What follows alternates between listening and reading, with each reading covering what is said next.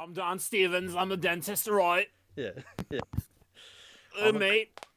Right, chaps, I'm a quirky little dentist. Let's get this tooth out. You know, it Right felt like there. most of Godzilla's screen time in the movie was like the Brexit geezer video. A quick stop at Toby's and load up that plate. Take me nap in the Colosseum, simple as. He becomes an honorary Italian at the end. We'll make that joke again, don't worry. Oh, we have plenty of jokes to tell. Don't worry. Is this the most people that have been in one episode with you before? Yes, this is the record is broken now. Like at first yes. it was just 3 and now it's 4. You know, for a second I also thought Rob was going to be in this episode, but then I got in the group chat and saw he wasn't here. So I'm gonna be screen recording, so I'm gonna make sure that all 4 of our icons are present. Oh, you know what? We should all change our icons to one of the monsters. I mean, I changed it to Gandalfini and SpongeBob specifically because I missed the Gandalfini and SpongeBob image. We could just do the for the episode and then change back. You know what? Fair enough. All right. Fair enough. All right. So, who should I be? You know what? I'm gonna get a picture of a club and superimpose Zuko's face on it. Okay. I'm just gonna go to DeviantArt. Well, I'll be Kong. So I need to make that image real quick. Kong image. I think I know exactly who I'm gonna be. You're gonna be the Kong image. I'm gonna be the Kong image. Yeah, instead of the wrong image. I typed in club and it gave me pictures of raves, so I typed beating stick after it now. See if that works. I have the perfect image. Okay, caveman club. Can be everything at once. Here, I'm just gonna do Kong 2024. What do I get?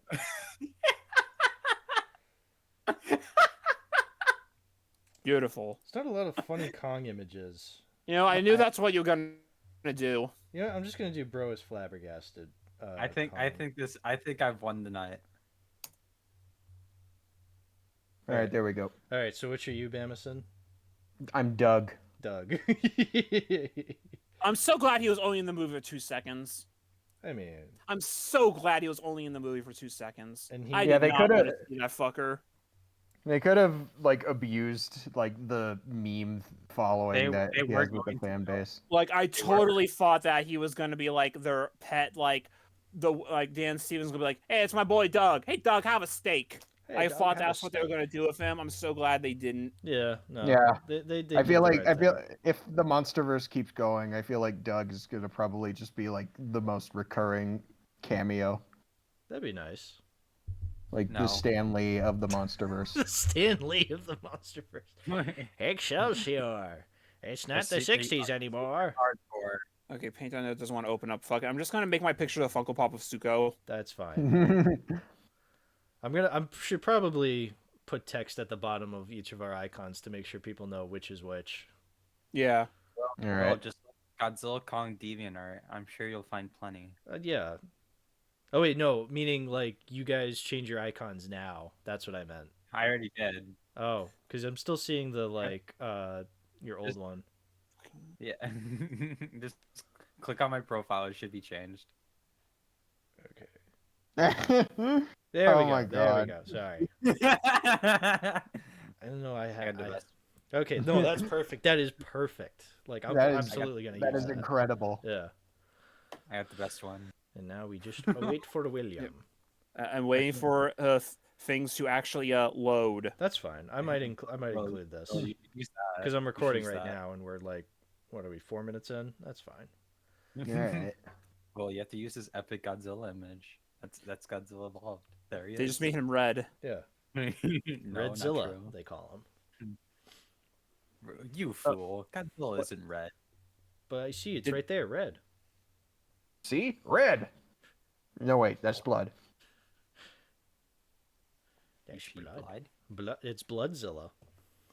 Wow. This I'm suit, pretty- this suit was white when I bought it. Who invited Bloodzilla?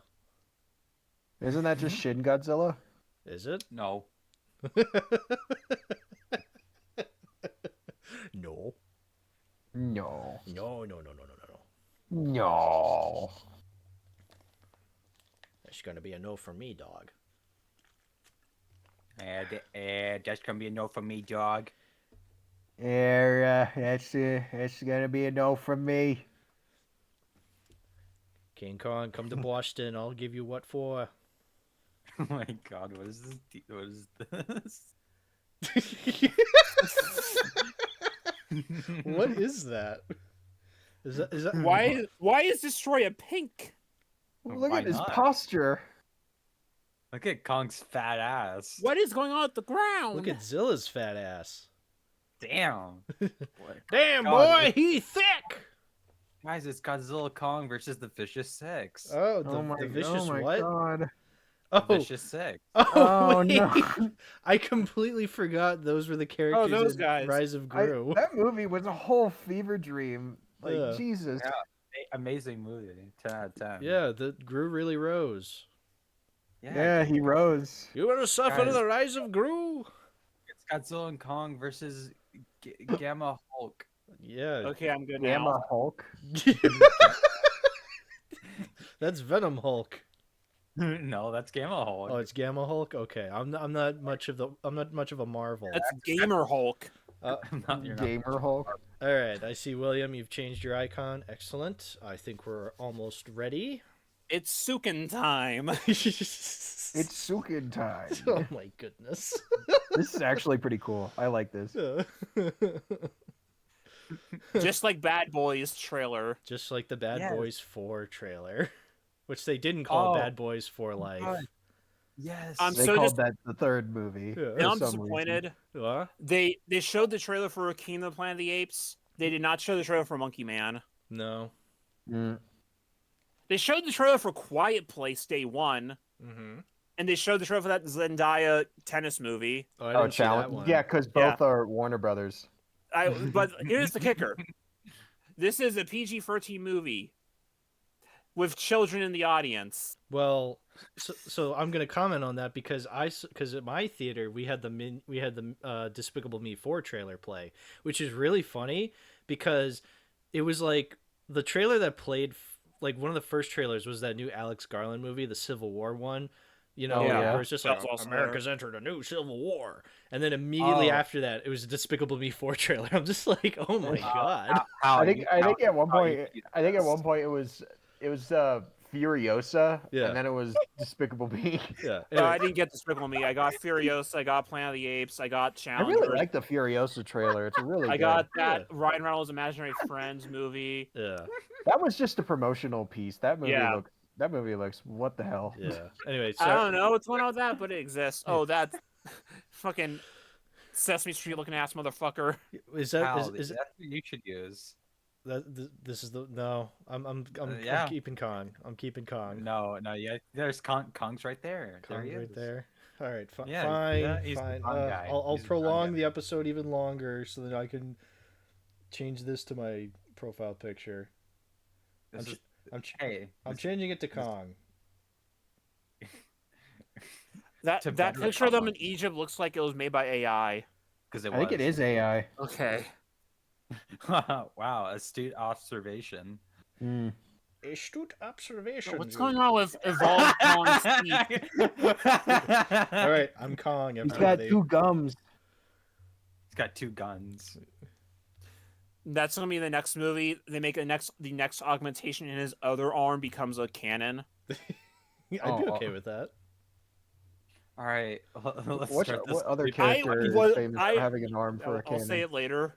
Yeah. Remind me to say this later. I was really hoping that there'd be an epilogue with like the girl in charge of the Kong division just saying, "Hey, communications are back." So what the fuck happened in Rio? Yeah. What the fuck? Why is there a giant tooth? What the Hey, fuck happened?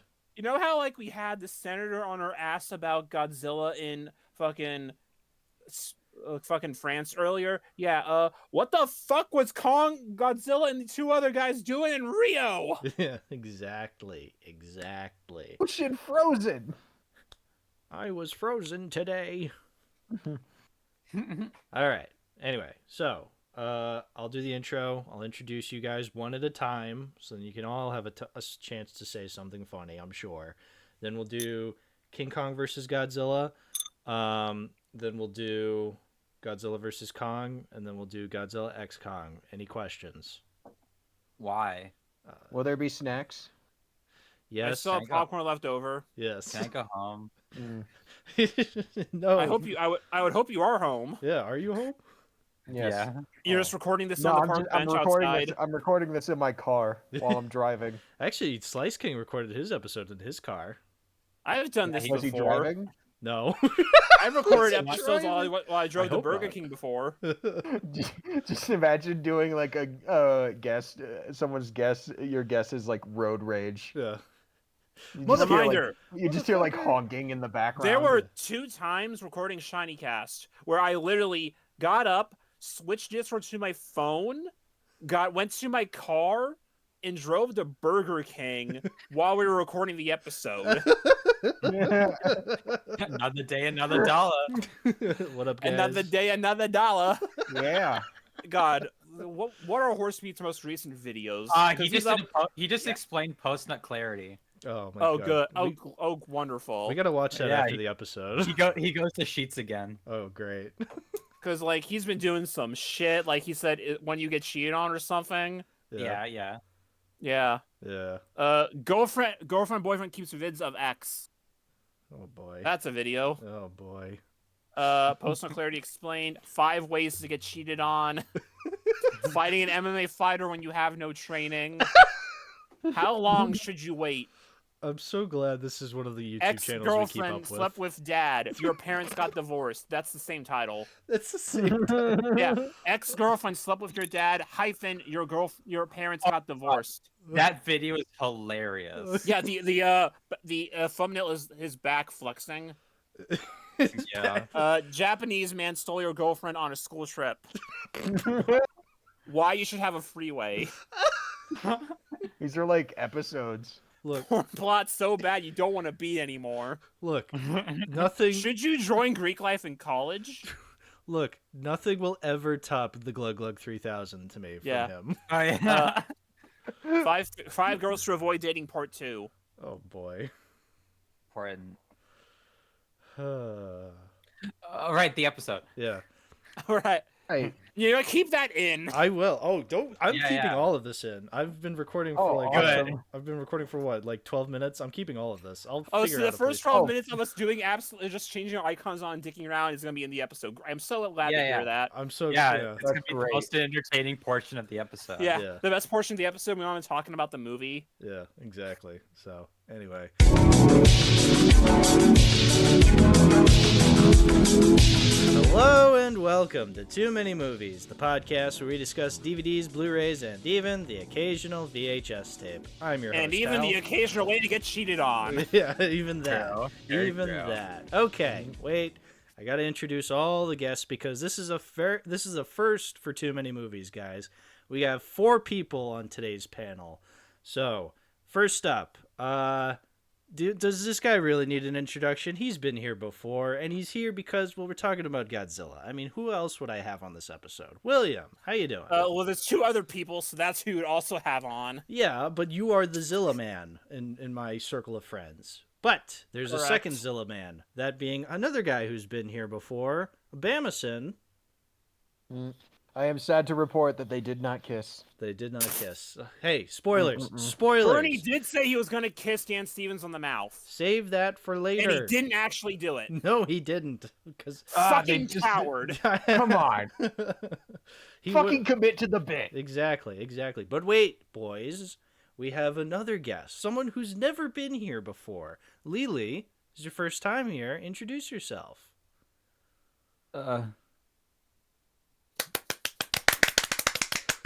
Very good. All right, you fit right in with the Too Many Movies regulars here. Welcome, Lili. It's a pleasure to be on this amazing episode where I'm sure everyone's about to fall asleep by Yeah. the end of the video. Hey, people have fallen Great. asleep to the podcast before. I think Olivia said she fell asleep to the podcast before. I forget which episode though. Yeah. It'd be really funny if I was in that episode. You might have been. I don't Probably remember. were. Well, she has fallen asleep with us before. That's right. Like when we were watching Columbo. Okay. This isn't a great thing to talk about out of context. Especially when you have a profile pic of Godzilla and Kong kissing. Yeah. Oh yeah. Olivia fell asleep during wheel night watching an episode of Columbo. It was really funny because we were like, "Hey, do you want to comment on this episode?" And we heard radio silence from her, and then like halfway through And then the episode, I played the metal pipe sound 5 times in a row. We heard nothing, and we realized, oh my god, she fell asleep at her computer. yeah, It's like Godzilla napping. yeah, exactly, just like Godzilla napping, but not yet, Minion, not yet. You see, I'm getting unfortunately, too Olivia eager. did not become Italian by doing that. Exactly, yeah. I'm Well, getting too eager. I'm jumping the gun. you are jumping the gun. Let me explain to the audience listening. We're talking about a bunch of Godzilla versus Kong movies today because there's more than one of those. Because, well, I happen to own a couple of them on DVD and Blu-ray, respectively. So Respectfully. and respectful. Well, let's not put words in my mouth, William.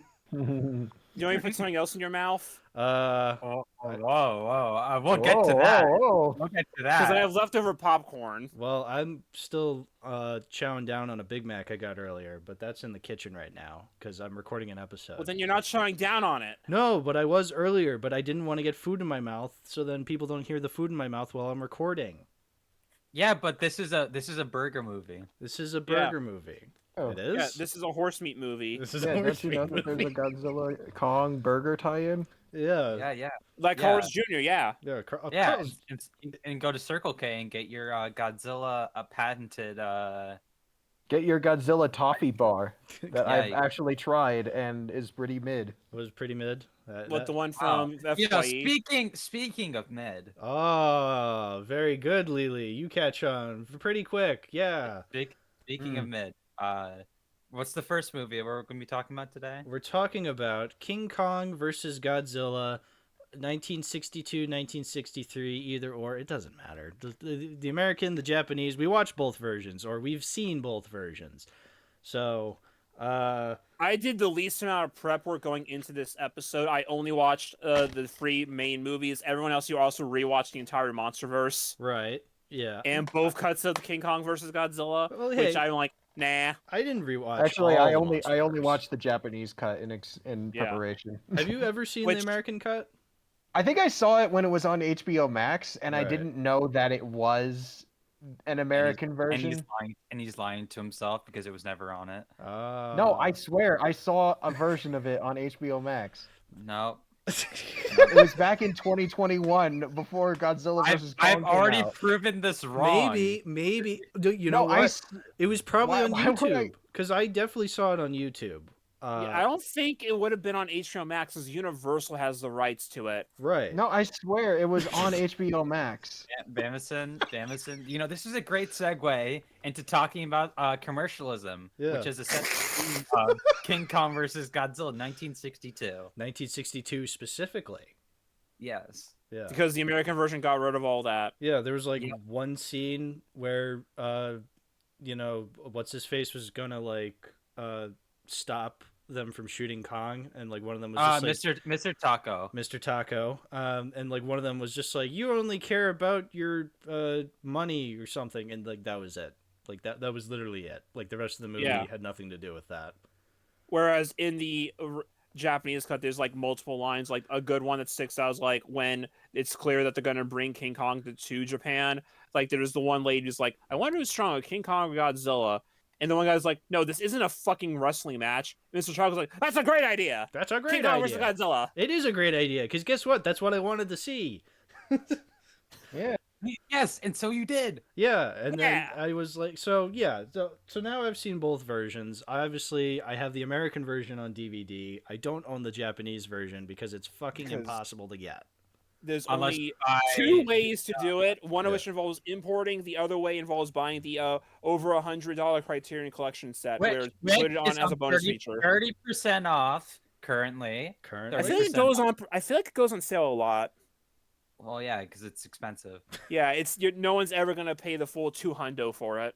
Just for it to slip out of the case. Just for me to have to buy it a second time later and get a replacement case and put the discs in But immediately, anyway, this is which I still have to do. you're really this is a good convincing point me. This is a very good point about commercialism. Yes. or central theme of the movie. Central theme of the movie of Yeah. King Kong versus Godzilla, 1962. Yeah, 1960 director Ishiro Honda. Yes. Honda.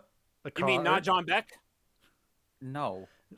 Well, John Beck didn't direct the English parts. He produced it. Thomas Montgomery, Yeah. who did Right.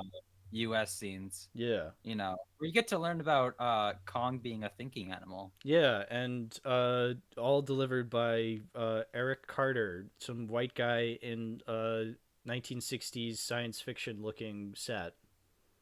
Yes. What else and has he been in? and Chile. You get to meet the president of Chile. Oh, right, the president of Chile. Yeah. The president of Chili's. Hi, welcome to Chili's. You see, this is Godzilla's brain. It's the size of a peanut. But Kong's a thinking animal. Yeah. He's a Now, He fought so hard about eating that lightning. are you guys sure this happened in the movie? Because I actually don't remember this. No, I do happened not to- remember. I do not remember the President of Chile. It's been like 5 years. Yeah. Yeah, I mean, what you mean? You watched the U.S. cut not too long ago. No, I didn't. 5 Not years you. ago. Yeah, me. No, I yeah. watched it. Yeah. And again, this is my third time watching the American cut, and I remember nothing. It goes in through one ear and out the other. I seriously have a hard time remembering everything that happens in this movie. It's insane. We're talking about the U.S. cut, by the way. The U.S. cut, yes. The Japanese cut, I do remember stuff from it, because I remember it being in the American cut. But then, I'm trying to think of the actual stuff that happened in the American cut that's specific to the American cut, like the Eric Carter stuff. I remember Eric Carter. I just don't remember a damn thing he said. Well, about the thinking animal part. Well, because I'm thinking about it.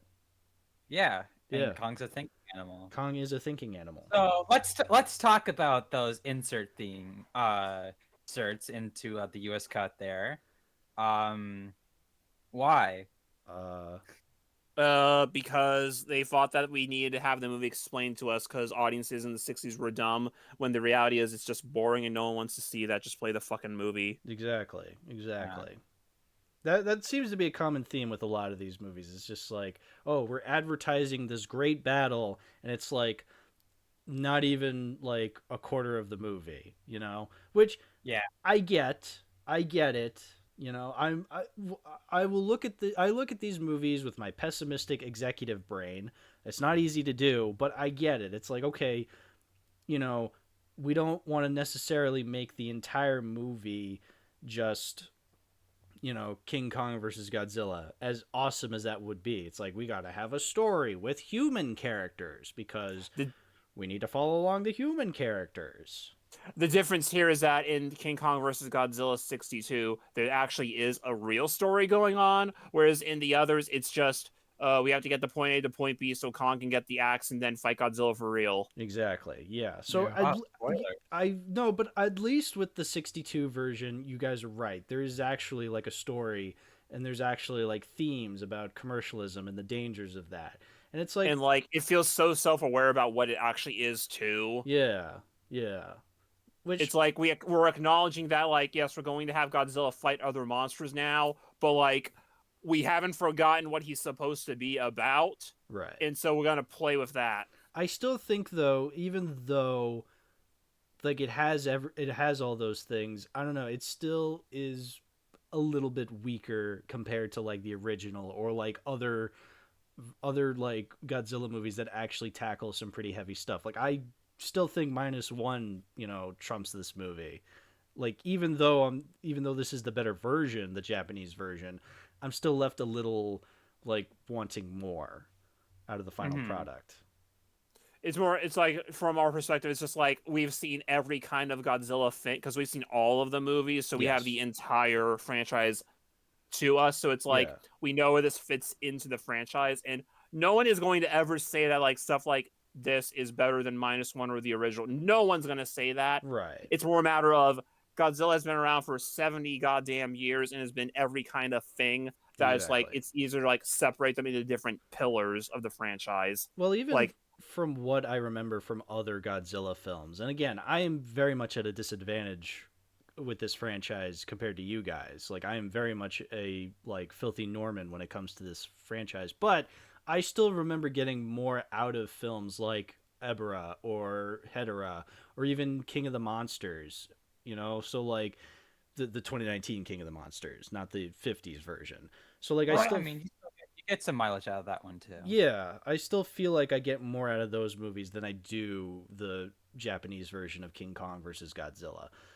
I do respect the Japanese version far more than the American version, though, because I feel like, again, I do see those themes and the symbolism far more, and I respect it more than I do the American dub, which is just like, oh, we're gonna dumb it down significantly. I feel like that was one thing we need to should establish for the audience about what everyone's experience is with the franchise. Yes. Because you have Hal and Bamason, I think you should just say what your experience is so far with the franchise. So I've definitely seen all the Showa era movies. Now that I've seen the Japanese version of King Kong versus Godzilla, I've definitely seen all the Showa era movies. I remember very little about the majority of it, but the stuff I do remember liking. Plus, yes, I have also seen the MonsterVerse movies as well. And you've seen -1. And -1. Bamason? Yeah, I'm kind of more of a casual Godzilla fan. I've seen the original. I've seen most of the Showa era movies. I haven't seen the Mechagodzilla movies or Son of Godzilla yet. I haven't seen the Heisei era, but the reason why I'm a fan now is because of the MonsterVerse. Meanwhile, I am looking at one of my shelves and I see the CCP middle-sized series, Toxic Version Hedera, and the Pink Godzilla, and then I see Boggin in the back there, who is a monster who has never appeared in any of the movies, is only from the video games, and finally got a toy earlier this year. And there's the Hayatori's King Ghidorah, and my diorama set of the other MonsterVerse things. I have the Titan Tech Rodan next to my Bandai Movie Monster Series Legion from Gamera 2 Attack of Legion. Jeez, save some ladies. And also, I noticed that like in Bernie's office in the movie, we see the Playmates Toys Kong from GVK along with the SH Monster Arts Kong from that movie, which is clear favoritism on his part for Godzilla. He got the Monster Arts for Godzilla, but he only got the Playmates of Kong. Yeah. I look at me and I see the Monster Arts Godzilla 2019 and Ghidorah posed in a diorama set. You also have like a lot of like the Japanese exclusive like production books, right? Yes, I have Mothra versus Godzilla. I have Ghidorah the Three-Headed Monster. I have 84 Biolante. I have King Ghidorah's. I also have Final Wars, and I have the first 4 Godzilla films super complete works that were released to coincide with the movies. I also have 6 theater pamphlets. Do you have any like the booklets that they make at the Godzilla store that show like the various images like in the background or like of the suits and everything? Because I have like the Biolante and Gigan one. No, I don't collect that. Okay. I also look and see an X Plus right next to me. Yeah. I have my both Monster Art Gigans I see over there, along with the Final Wars one as opposed to the Final Wars Godzilla, and then Gigan show is just kind of there and Lums in the background, but that's not important. I have the vinyl record release of Godzilla 84. From Mondo? Not the Mondo one, not original. The Mondo. Oh, the original from like back when movie first came out. Nice. Yeah. So that we have 2 filthy casuals and 2 people who should go outside more. Correct. It's okay though. Perfectly balanced. From what I noticed, Godzilla did not touch grass in the new movie. He did not. No. Yeah, he did. Correct. So we're still beating him. He actively destroys the grass that's around him instead. That's right. He actively destroys grass. He goes out of his way to like step on floating rocks to not have to touch grass. Yeah. Yeah. Anyway. Ghidorah was supposed to be rainbow colored originally. This is true. So a big point that I learned recently with King Kong versus Godzilla is that is Ishiro Honda's least favorite Godzilla movie he ever worked on. Okay. Understandable. Yeah. According to him, he didn't like that he had to make it a comedy. Apparently, he wanted to be a more serious film. So it was originally like. So I guess it was a Toho mandate to make it more of a comedy. Probably mean, Tanaka, since starting with Raids Again, a lot of the audience that was drawing in was kids. I mean, yeah, that would You make can- sense. that And makes again, the sense. whole concept of a giant lizard fighting a giant monkey, you kind of have to have a little more fun with that than Yeah. seriousness. Not saying Yeah. you can't have serious aspects to that. You absolutely can. Well, yeah, and the Well, And they film does. tried. Yeah. They tried. Yeah, they tried to make it more of a balance. Yeah. From Yeah. from my perspective, it's like this also very clearly Godzilla in transition period. Like we're transitioning from the more serious fare of the first two films, leading into like the more comic book style of like the mid '60s before we get into the late Showa era, where it's deliberately for children. Right. Yeah. Yeah, So like they're still figuring out the formula. it very much is a transitional period. Mm-hmm. Yeah. I can see that, definitely. So let's talk about the big elephant in the room, the development history of this movie. Some of you may know about how this film was originally King Kong versus Frankenstein. Yeah. That John Beck pitched to Willis O'Brien. And then well, Willis Ryan pitched the movie. John Breck basically stole the idea from him and shopped it around without his permission. Yep, and it eventually found its way to Toho, and Toho snatched the story idea, which is why the original writer does get a soft credit. I think in the U.S. version, and Willis O'Brien didn't really catch wind of this until the movie was already out. Yeah, that's why And- Harryhausen does not like this movie at all. Because like, Yeah. being his apprentice, he was not happy about that. Oh, Yeah, so it's a and, real big fat liar situation. Yeah, but like, They- yeah, basically fuck John Beck. Yeah. Yeah. That's also where, like, some of the Yeah, other fuck that weirder guy. elements come from, like King Kong having the lightning powers. That was an element of Frankenstein they carried over once they put Godzilla in instead. Yep. The movie was Um, also the 30th anniversary production for Toho as a production company, I believe. Yes, and this came after their 100th film, The Three Treasures, or Birth of Japan in 1959. And the Showa version of Free Treasures, does that also have Orochi in it, or Yes. okay? And it has as Yamato no Orochi, and it has it follows that story pretty closely. Is it better than the '90s one? No comment.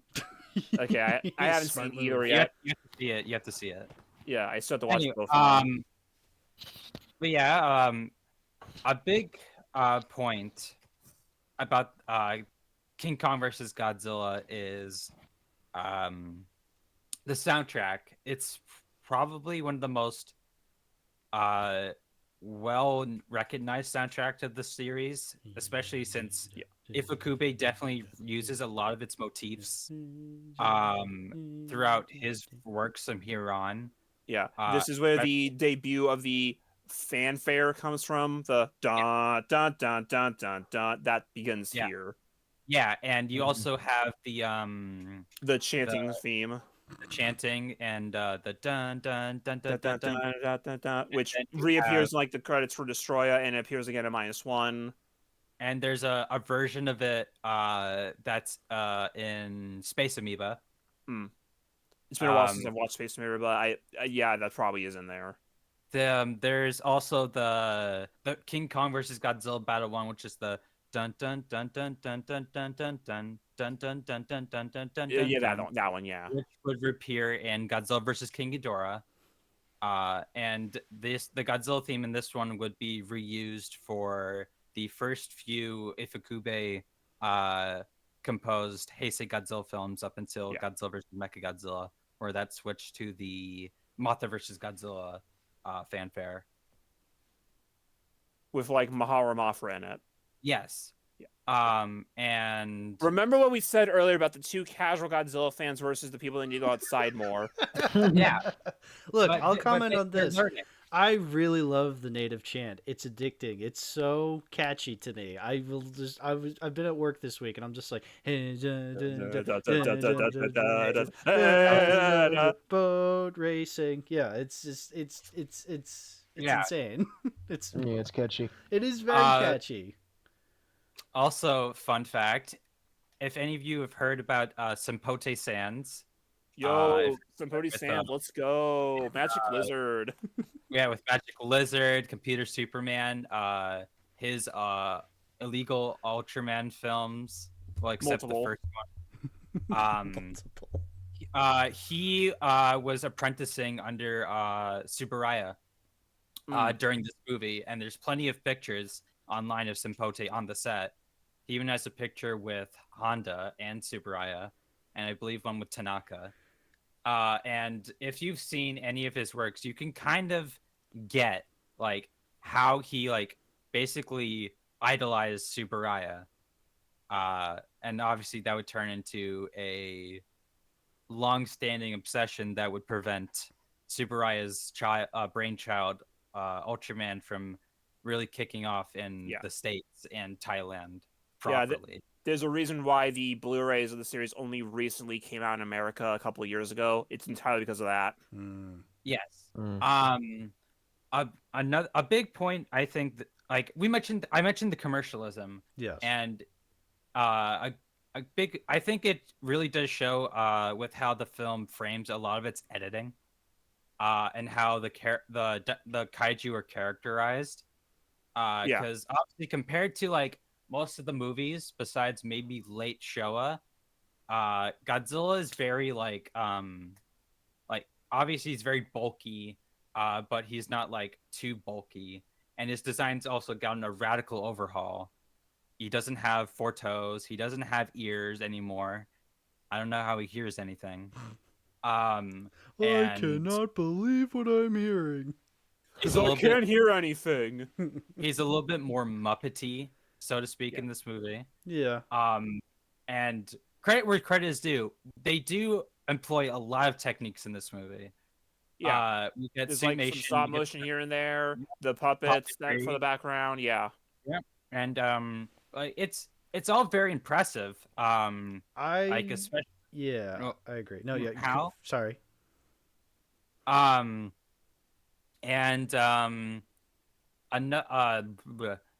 like Godzilla like claps his hands a lot. Yes. Yeah. Which he also feels a little bit more like he's more of a caricature here than he is in the other ones. Yeah. Right? He feels like a very like standard Godzilla. Which it works for the movie. Yeah. It makes sense because it's also like the first kind of film like this in the series. And I do enjoy how the film frames Godzilla coming into the plot. Like the second he shows up, it's all in the papers, and it works into motivating Tako, who works for the pharmaceutical company, to really push them to go get his monkey. Get me my god. No more. I'm sick of Godzilla. Yeah. Best line of the dub version. And like everything in this movie has a purpose. Yeah. Yeah. I love like the shot when like Kong is fucking around the raft and Mr. Taco just pulls out his umbrella that just so happens to have the Pacific Pharmaceuticals logo on it. Yeah. And obviously there's a lot of like Japanese pop culture like references in this movie. No, the spa's in danger. Yeah, there's also like in Taco's office you do see this frowning faced character statue. Yeah, frowny boy. In the 60s he was a very well known like character in like manga and magazine papers. Gotcha. It does a good job, like really, like also like establishing like the obsession with TV back in the late 50s and early 60s. Have you seen Giants and Toys? Yes. Yeah, it gave me vibes of that on rewatch. Another big point I like is how this movie will do its transitions. Like I think about the opening, like we see the zoom in on Earth, which is a very classic sci-fi kind of opening. Yeah. Hard cuts into like it's a science television program. Yeah. Sponsored by Pacific Pharmaceuticals. Yeah. Bam. Bow. Like it really sells you on like how shamelessly corporate the pharmaceutical company is. Yeah. And a big point is that he's talking about the ratings are like terrible on everything. Like no audiences care about science. It's They want boring. We need something- something new, like this mammoth evil spirit. Yeah. Yes. Which want- that's a great line later when like he goes to like his friend's house and it's like I'm going on a trip later. Oh, for buried treasure? No, be serious. We're looking for a mammoth evil spirit. Yeah.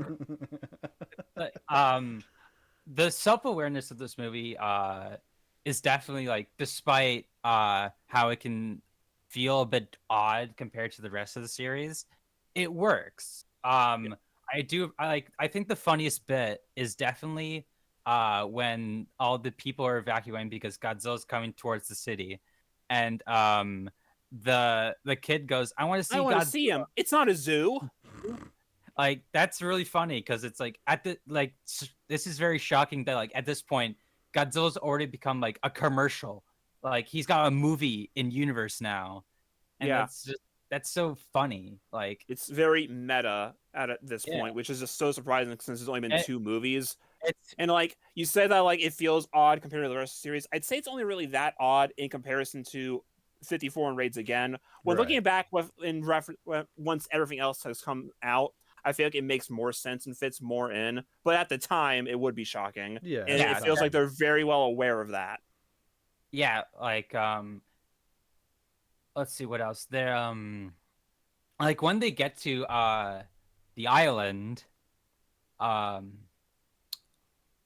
I would say that's where the movie definitely takes its most adventure turn, which does show that they do respect the original King Kong in that aspect, where they make that Yeah. feel like an actual like journey. Yeah. That's like the actual journey to Skull Island. Yeah, but it isn't, because they don't have the rights to it. Correct. And It's obviously, Faroe Island. fair. and obviously there's the big taboo aspect of the I can't- movie. I can't believe a 60s movie is slightly racist. I can't believe it. Didn't you know Yeah. Faroe Island was actually Blackface Island the whole time? No, it's brownface. Get it Oh. right. And Because that makes it it's so all much okay, better. right? It's okay, right? Godzilla fandom told me so. Yeah. That was like such a dumb thing. Like, cause like fucking JD Lee and G Fest. What the fuck was he doing back there? Wait, The I'm fucking- I'm sorry. What? Do we want to open that Yeah, rabbit hole? He already Uh, blocked me on Twitter. It's fine. Okay. yeah, you won't be watching this. Yeah. Yeah, like a so little context, please. The guy who runs G Fest in G Fan Magazine, JD Lee, during COVID. Well, first off, do we want to get into the COVID thing first, or do we want to talk about the article first? COVID Let's thing. talk about the article. How big because is it's that? relevant. How big is the COVID thing? The They all article is happened at the relevant. same time too. The article is relevant to the episode. We can talk about the COVID thing later. Yeah. He did an article in the thing where we're talking about like, was it a woke thing? Oh, Yeah, geez. It was a used- woke thing. The Yeah. Wokezilla Okay. thing. That they basically like defended the use of the brown face for whatever reason. It's like, dude, like no one's gonna defend it. We like the movie, but like we acknowledge that this shit is wrong. Why can't you just easily do that? Well, you didn't have to make a whole ass article about it, Yeah, it's an article in G Fan magazine. which then led people to go back for other older issues, and they saw like the one of Godzilla versus Osama bin Laden or some shit. Yes. Oh my Anyway. God. No. We're not making any of this up. This No, is all real, by the no, way. I completely real. believe you. I can I- visualize it right now. Just like I can see it. Yeah. it astounds me that people like just can't think that way. Where they're just they have to think that way. They're just like, no, I'll defend this horrible aspect of a movie I like. It's like you can still like a movie and acknowledge that it has like Yeah, issues that were not present at the time. because it was 1962. Exactly. Yeah. Yeah. Yeah, which, It's I like- mean, even then it was unacceptable. Right. Correct. And there is a production reason, several actually. And I've told it before. The big reason is that getting the rights to the name King Kong cost a lot of money. So they couldn't afford to film there. And even then, the natives weren't all too happy about how they were going to be portrayed in the movie. So they weren't able to shoot there regardless. So obviously they shot on a soundstage, on a set, and we got brownface. Yeah. And like while the scene where they're showing them like the Radio, radio cigarettes, and cigarettes, which like, I think the cigarette part is funny because of the kid. Yeah. It's so funny. yeah, it's funny, but it's also like in a different context that's like extremely fucked up. Oh, it's extraordinarily fucked correct. up. Well, Oh, because yeah. like in a modern movie, they would show like them like giving the cigarette, and then like the kid would take it, and then they would take it out immediately. But in this one, they're just like, all right, just don't let it. Don't come crying back to me if a cop sees you. Exactly. They it only in 1962 could you say that. Yeah.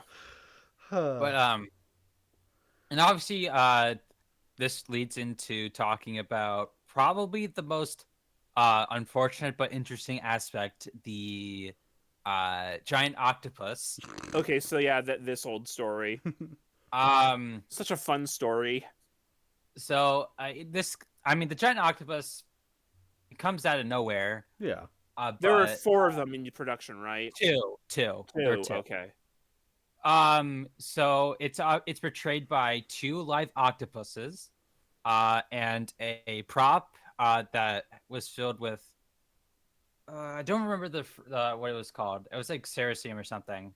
I'm gonna pretend it's whatever the fuck is in waterbeds. And it was Sure. and it was like covered in cellophane. Yeah, cellophane. Yeah. So yes, they were on land, meaning that these octopuses were literally fucking dying right on camera. Which is obvious because you could see that they look pretty dehydrated. Yeah. And the popular story is that Tsuburaya had one of them for lunch that day. I heard it was dinner. Well, whatever time of day. He ate calamari Whatever regardless. difference it makes. Yes. The important thing is he had a nice meal. Yes. And of course we hear totally not King Kong's roar, and there's King Kong, who is obviously not based on a gorilla because that's a likeness copyright. Mm-hmm. So he's based off of Because RKO owns the rights to gorillas. They even say Yeah. that at the beginning of the American dub. It says like King Kong owned by RKO like Studios Yeah. or something. Which that's a whole chestnut in and of itself. yeah, Yeah. essentially King Kong in this movie is only in name only. Right. Because obviously getting the name is a whole different copyright altogether. Than using the actual proper 30-free design. Exactly. So they needed a new design for him, and the suit looks just so wonderful.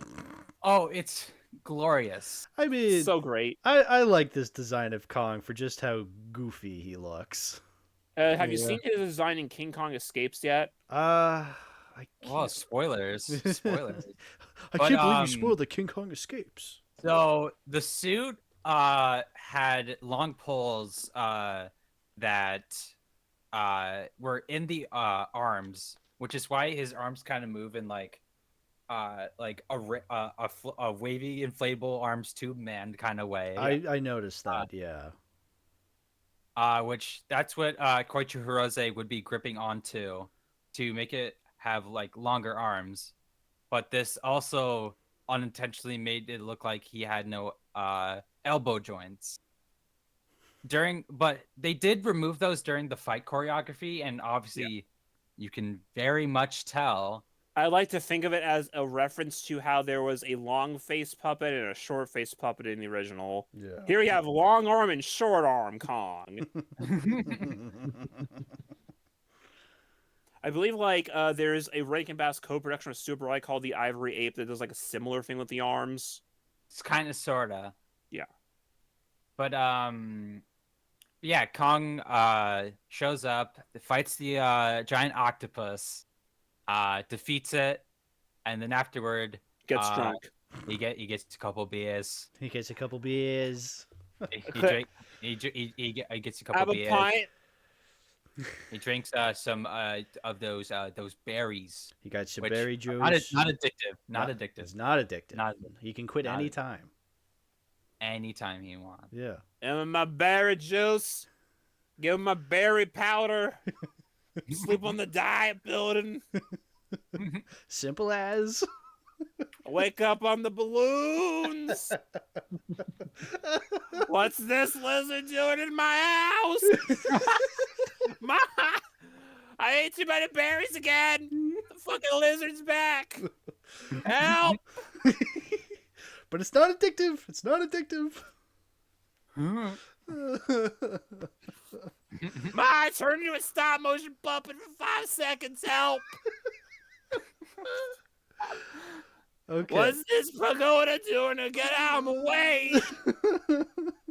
We're going to the salon. Oh, fuck, we missed the salon. We're in the ocean. I'm going back home. All right. Now we can segue into the first major like Godzilla destruction sequences. The train sequence. The train sequence. Yes. Where and I bring up the train sequence because Hal's here. It's true. It's true. Da, da, da, What? da, da, da, da. I always find it funny how like Godzilla just fucking appears out of absolute nowhere, Yeah. and the train just has to stop to a grinding halt, and they're like, "Well, shit." Well, Godzilla loves trains just as much as the next guy. Oh, you know what that reminds me of? Like when Godzilla first break out of the iceberg, and there's just inexplicably a bunch of tanks nearby that just start shooting at him. Where were those tanks from? Canada. That was in an American base. Because this would have been Northern like, Canada, Greenland. No, because the sea that Godzilla was in is like very far north of Japan. It's like around the Right. Korean peninsula. Okay, yeah, So the tanks thought they were going to be shooting at the Russians, but instead there was a lizard. yeah. Yeah. I actually, great point. I can talk about we can talk about the big elephant in the room, the international cast. Oh yes. Oh. You know, is the only reason they were redubbed in the American cut because they say Gojira instead of Godzilla? More than likely, yeah. God, that's so fucking stupid. But funny. Obviously, they're not very good. Correct. No, yeah. I don't think they ever get good white people in these movies. No, that's the thing. Is like every time an English speaking actor is in one of these like Korean or Japanese or Chinese movies, like they get people because they're not going to get like, you know, the Tom Cruises or the Robert Downey Juniors. They're going to get Mr. Prime Minister, we need to use nuclear weapons on Godzilla. exactly. He's right. I mean, there are the occasions like Sure. Ip Man 3, Mike Tyson. Right. Okay. There's Sure. Nick Adams in Astro Monster. He's like the big exception. Yeah, there's exceptions, but I'm Raymond saying Burr on isn't average, bad. Raymond Burr's not bad, but Raymond Burr was an American actor in an American production. Right. True. Yes. Who was in Rear Window. Rear Window. And Invasion of Astro Monster is also a co-production. Co-production, But- right? Which then again, at the same time, there's Russ Tamblyn in War of the Gargantuas. Yeah.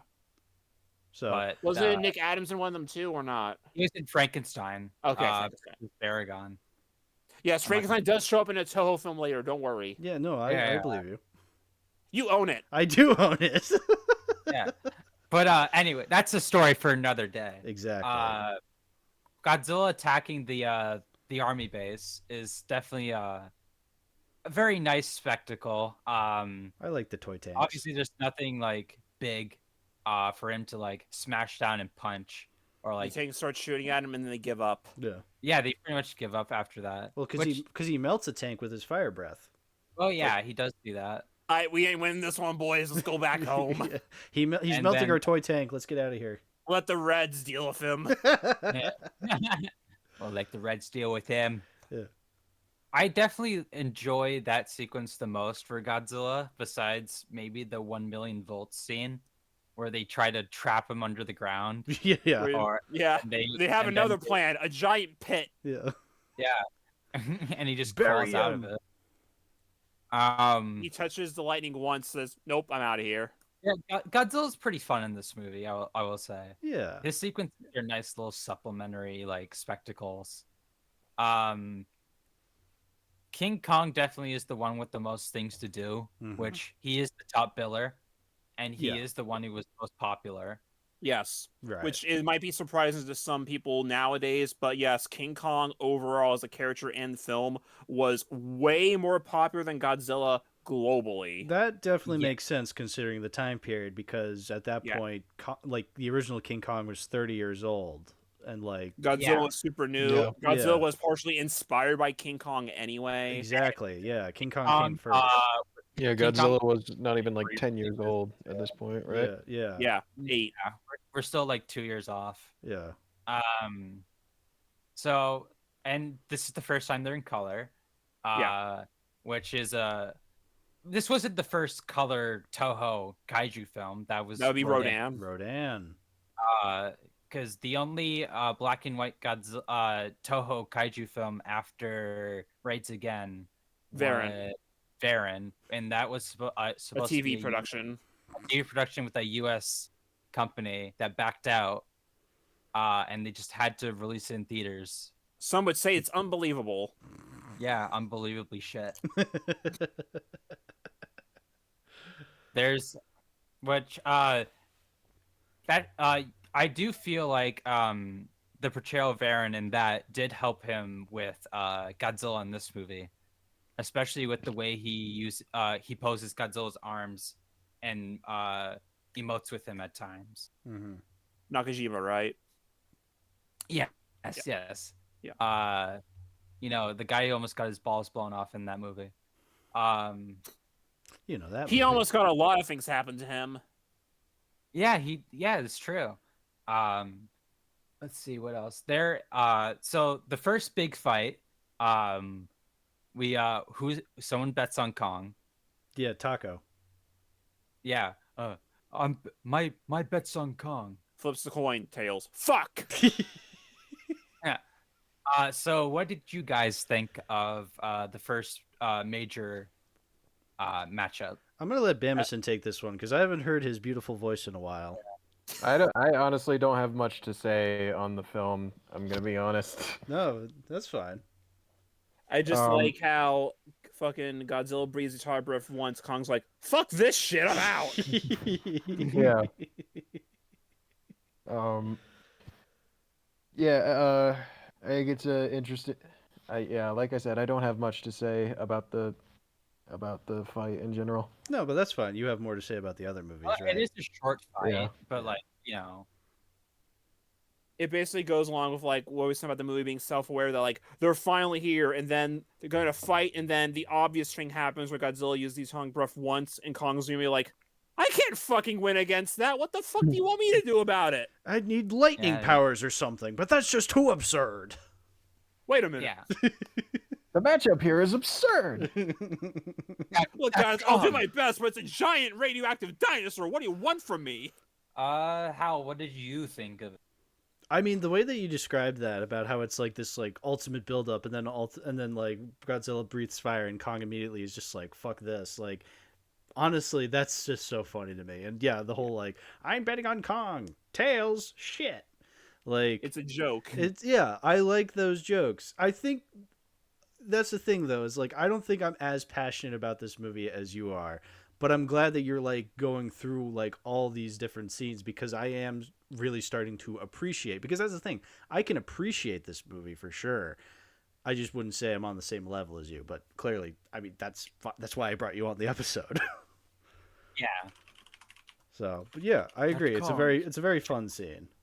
It's also just that this movie specifically, it's like the Japanese version of this one was just so hard to get. Yes. Normal for most people that they're only going to see the worst American cut. Yeah. That it's like there is like a lot to talk about and appreciate when you actually get to watch the original version uncompromised. Well, that's the frustrating thing, because like I bought the American version on DVD because I was expecting a so bad it's good American dub, and I just every time I've watched it I've wanted to fall asleep because it like really just takes away all that substance. Like it's done competently enough that's not funny, but it takes all the substance away from the original. That's not that just objectively worse experience. Yeah, so you Because wonder. like they take away the jokey, they play it straight when it's supposed to be funny, and they when it's supposed to not be funny, they just don't do anything with it at all. Right. Yeah. Yeah.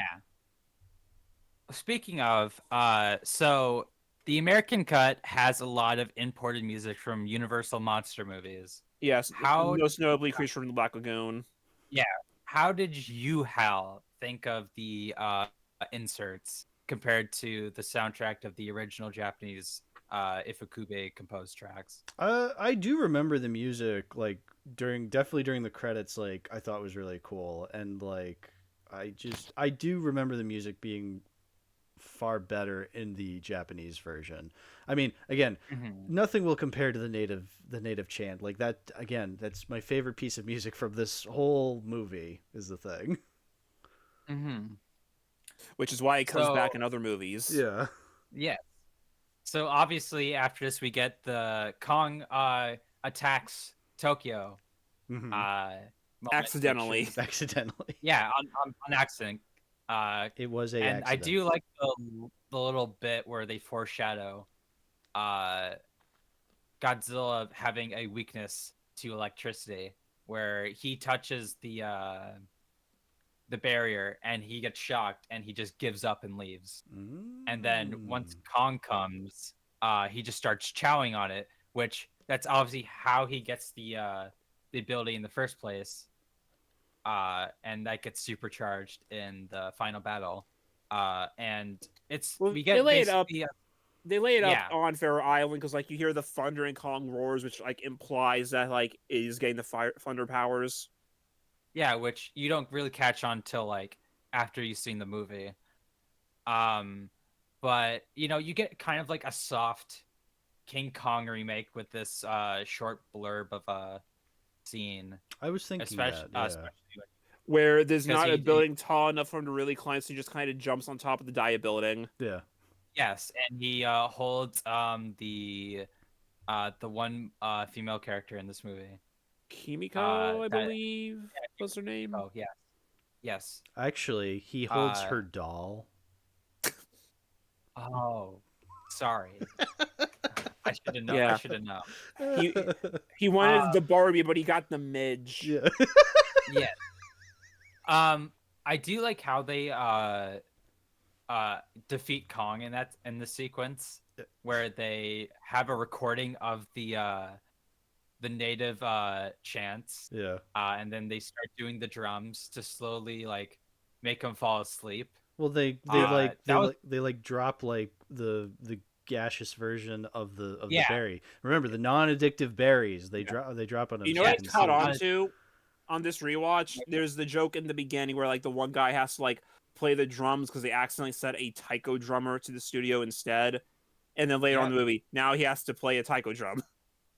Yeah, and like it's clever. Yeah. Like I'm glad that they bothered to even remember that.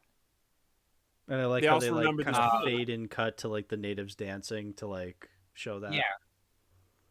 Yeah, like that's good. That's Yeah. great editing. Yeah. And And it makes sense. obviously, they're like, well, the only way we can defeat Godzilla is we gotta use Kong. So they hook him up to some balloons, Balloons. and they drag him to Mount Fuji. And this is where we have our final climactic battle. Where Round Godzilla two. and Kong triumphantly throw rocks at each other for 10 minutes. Yes. Hey, what- Kong throws a tree down Godzilla's throat.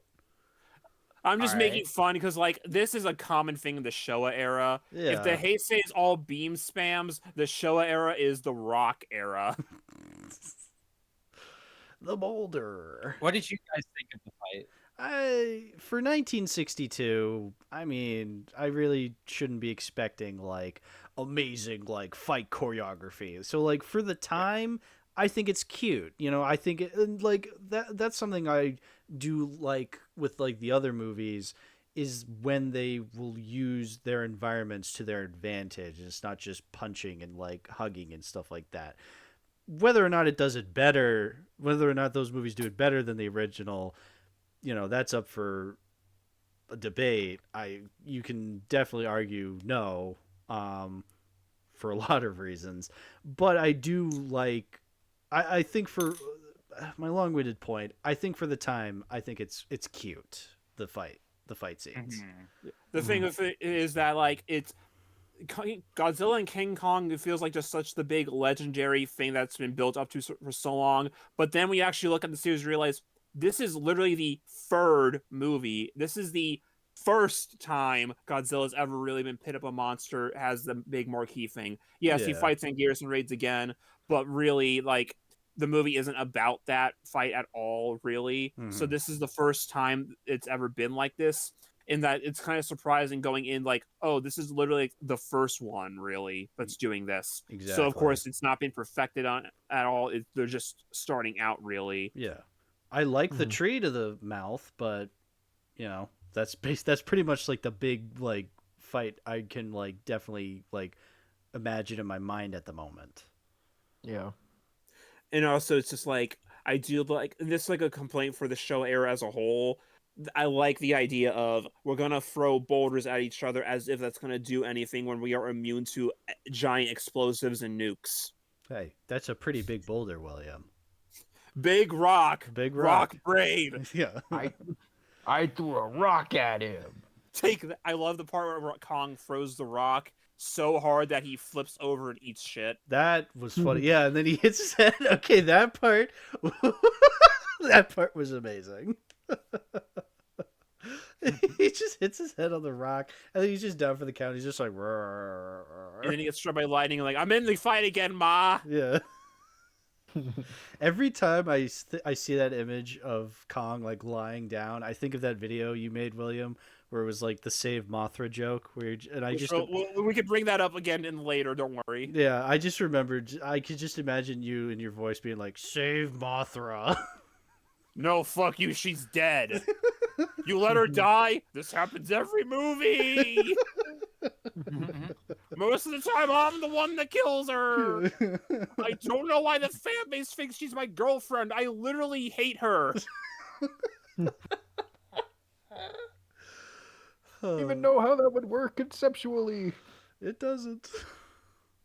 Well, it's kind of messed up, right? Yeah, very. You know, one time offers even besties with Ghidorah. Kind of wild. This is a crazy franchise. Wacky hijinks. And obviously, we have the ending. The ending. Which we have. Let's pause real quick. In the comments right now, before we continue watching the video, leave a comment saying who wins in the fight in the Japanese version right now. Ooh, good question. We'll give you 20 seconds. Write down right now who wins in the Japanese version of the movie. I like how it was on sync. Yeah. It wasn't on sync on my end, unfortunately. For mine, it was. Well, isn't that just what matters? Damn, I can't believe we share a brain cell. Has it been long enough yet? Sure. Yeah, so anyway, Trivial Pursuit fucking lied. I'm sorry, Trivial Pursuit had an answer? Okay, so like the old story. It originally in a magazine in the 60s called Spaceman magazine, that later on that'd be the first place to publish it, and then Trivial Pursuit would talk about that, asking the question of who wins in the blank version of King Kong versus Godzilla, one of them. So for the longest time, the whole urban legend was that in the American version, King Kong wins. In the Japanese version, Godzilla wins. As it turns out, that's a fucking lie. King Kong wins in both versions. Technically, yeah, he does. Yeah. Because all the monster footage is the same in both movies. Mm-hmm. They didn't shoot anything new with the monsters through the American cut. Yeah. They only shot new human stuff in the American cut. And even then, it's not even that like Kong kills Godzilla. They're just like Godzilla is missing, ambiguous. And then it's ambiguous. Yeah, it's ambiguous. Exactly. Yeah. Though I think the whole thing comes from the fact that they heard that there were differences between the two cuts, right? Because there very much are. but they didn't know what the changes were, so they probably just assumed that that Godzilla it had to would be win. with the fight. When no, it Yeah. has nothing to do with the fight at all. It has to do with everything else. Right. Oh, that's interesting. Actually, I didn't know that. Yeah.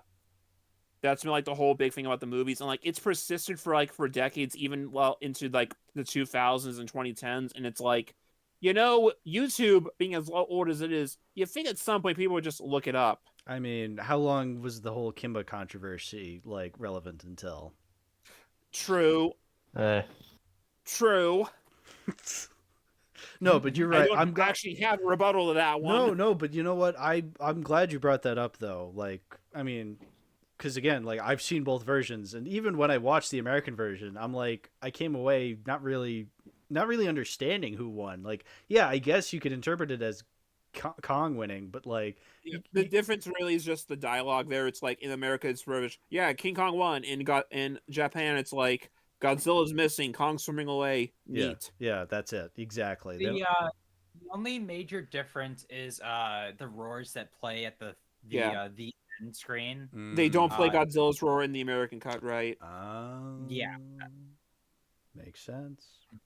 So yeah, so like a lot of assumption is what we're saying. Yes.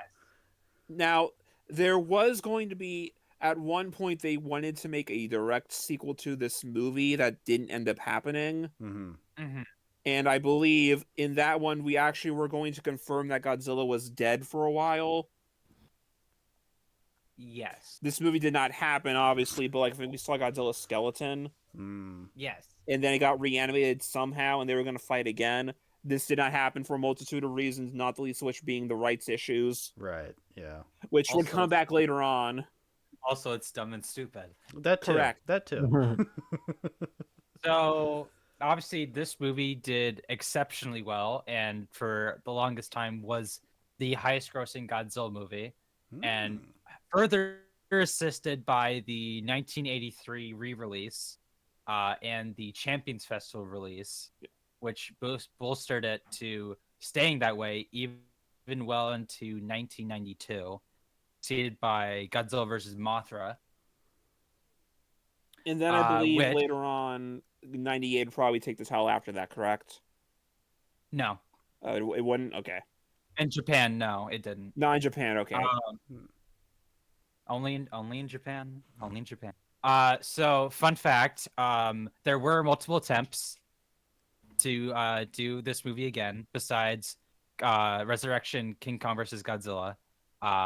There was a attempt after Godzilla vs. Biollante to do another King Kong vs. Godzilla, but this was during the whole King Kong rights war of the 80s and 90s. So it was a fight between RKO, Universal, and Paramount for the rights. Which this resulted in King Kong not being able to use for the movie. And I think they wanted to use Mechanicon at one point, but they still couldn't do that either, right? Paramount at the point won the war. And they prevented Mechanicon from being used as well. Mm-hmm. Which that put that in the gutter, and some aspects of it are kind of loosely reused. Godzilla vs. Mothra 92 definitely reuses the dragging the monster on a raft for commercial profit. Is that why they go to like the fucking Indiana Jones temple? Kinda.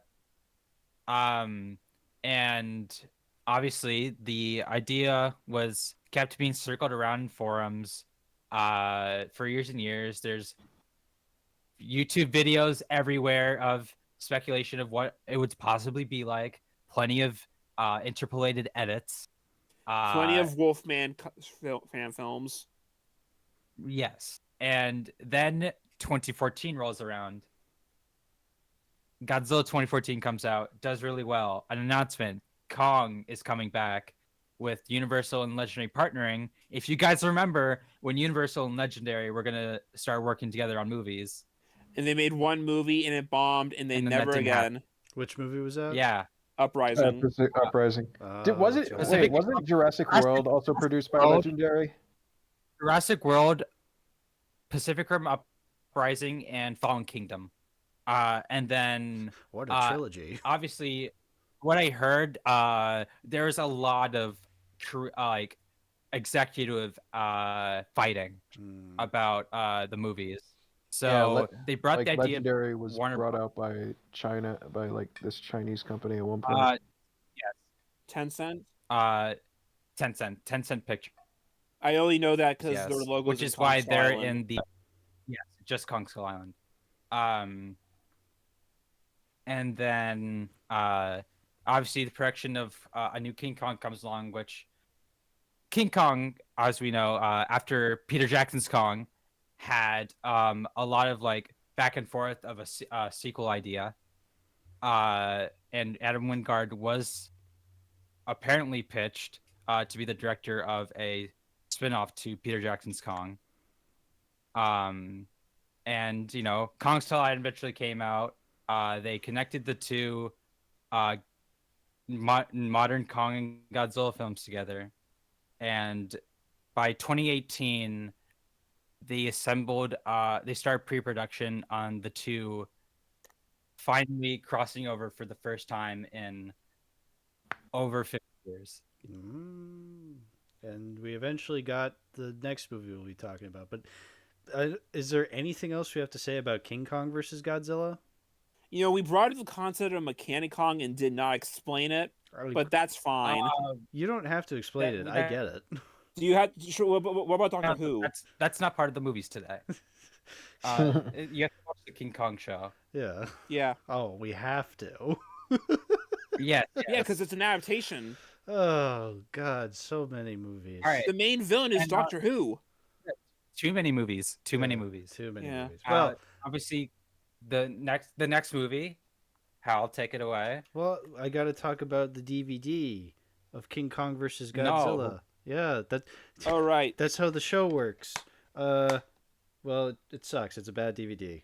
So. Well, It's you're just a talking movie about and the then American version. subtitles. Yeah, the American version. It's not very good. Yes. Okay, yeah. No. The Blu-ray that we would have, the Criterion Collection Blu-ray. Fun fact: do you know how they got it on that set? It's a bonus feature. It's a bonus feature. Yeah, and it's a crappy Laserdisc version. Yeah. Yeah, which that's a thing to note.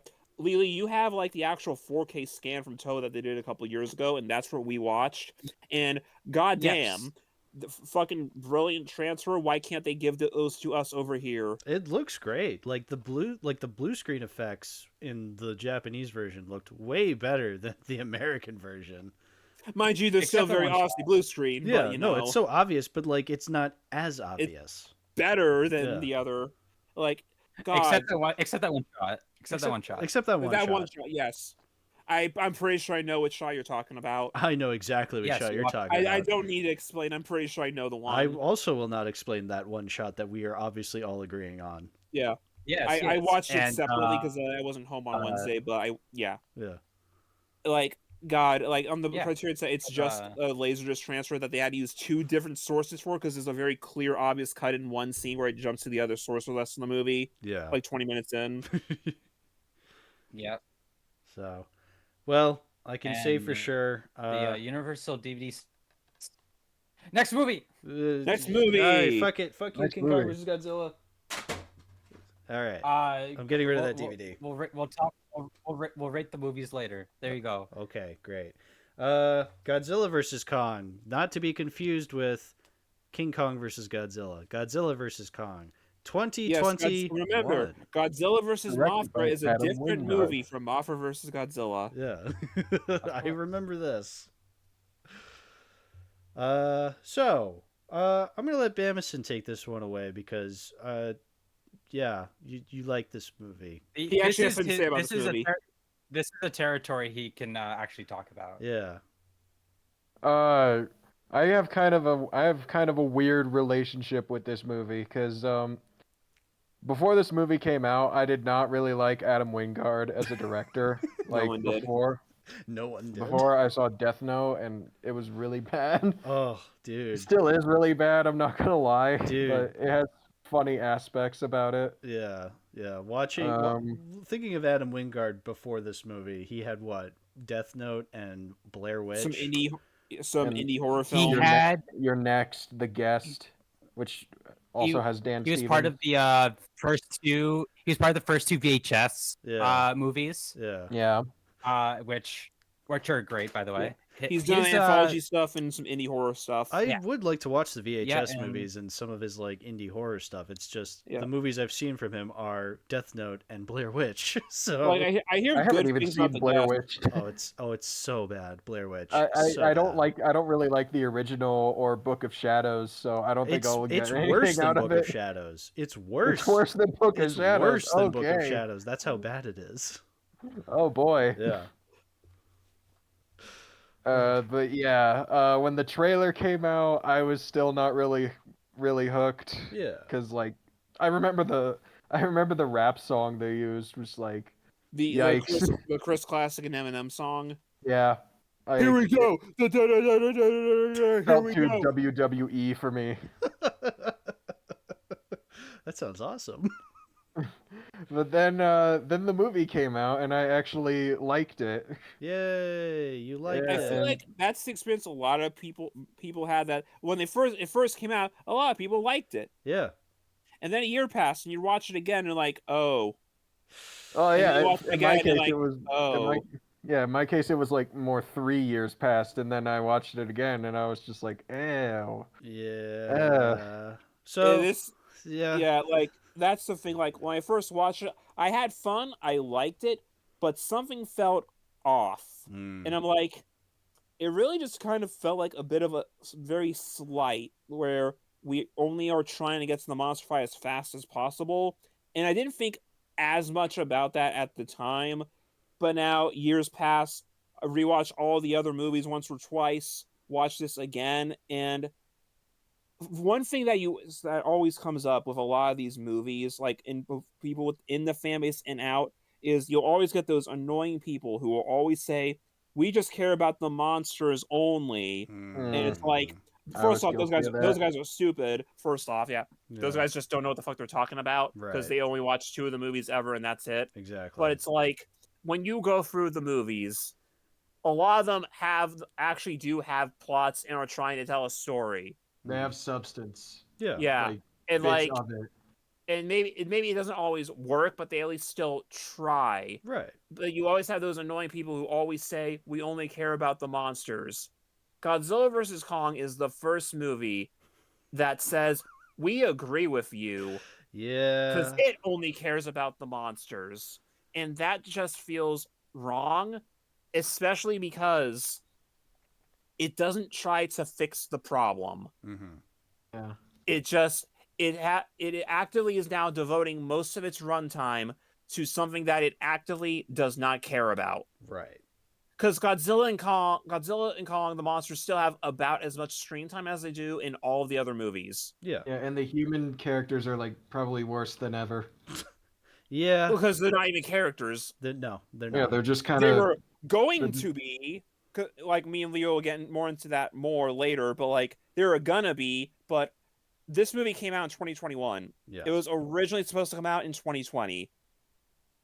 I don't think I need to explain much there, but like it's very obvious what happened. Exactly. Yeah. Yeah. They made the movie, pandemic happens, they look back, saw that King of the Monsters underperformed, which was pretty much just a timing thing because 2019 was fucking insane. Yeah. A crowded ass movie season. Like Like, Aladdin holy came out shit. the week The before. entire fucking year was insane. The entire fucking year of 2019 was insane for movies. Yes. like it Yeah, was like- a timing thing. Yeah. That like it was just up against so much. Like of course it underperformed. Everything that wasn't Disney underperformed. Exactly. Yeah. But like they saw that and they got scared and they wanted something safe, so they trimmed down It's- everything. And that certainly yeah, it's always feels like like Warner it. Brothers very- panics between movies. Yeah, It very This much is a feels It This like is definitely the first time shows- that this happened.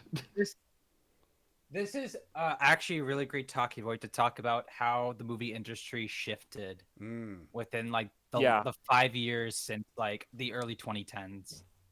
Just real quick, I'm gonna grab the As art we, book and the because story. as many of you are probably aware about how whenever film companies cared about movies, a big thing that would guarantee a movie's success would be how it did on physical media.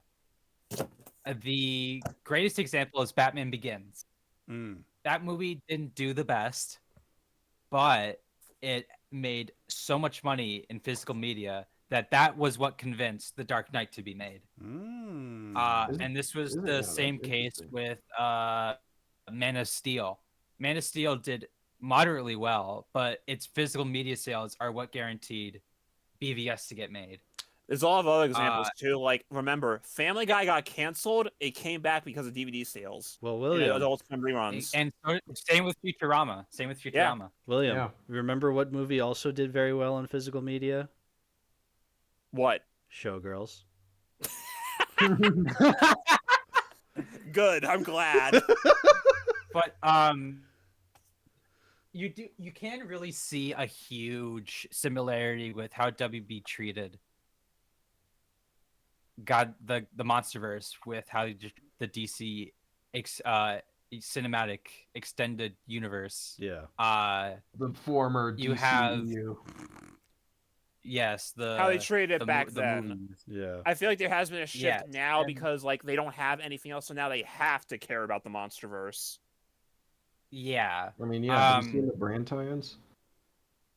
yeah. Yeah, with Monster Um, Jam. So obviously we had very like pretty successful first movie, did well in physical media, guaranteed a sequel. The sequel came out. It didn't while it did great initially, it really fell off. And despite doing well in physical media, we're now in the age where they don't care anymore. So we're automatically guaranteed Warner Brothers panic.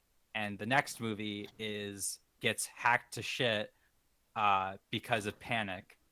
And you basically get a skeleton Frankenstein's monster of a movie where you learn about what was actually in the movie and you wonder, why is this cut out? Yeah. When I rewatched the movie for this, I actually watched it with the director's commentary on the 4K. Mm-hmm. And like he'll even comment on certain things. Like a thing I didn't know, there's a shot of like Nathan Lind.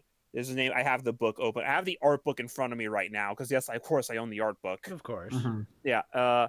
If you heard page turning and thumping, it was me grabbing both the art book and the recently released Godzilla and Kong storyboard book. And like there's a scene on the boat, and you see him staring at a picture of his brother, I believe. Yeah. He is originally he was just kind of looking at his hand, and he had a rubber band on his hand because apparently earlier in the movie he proposed to his girlfriend.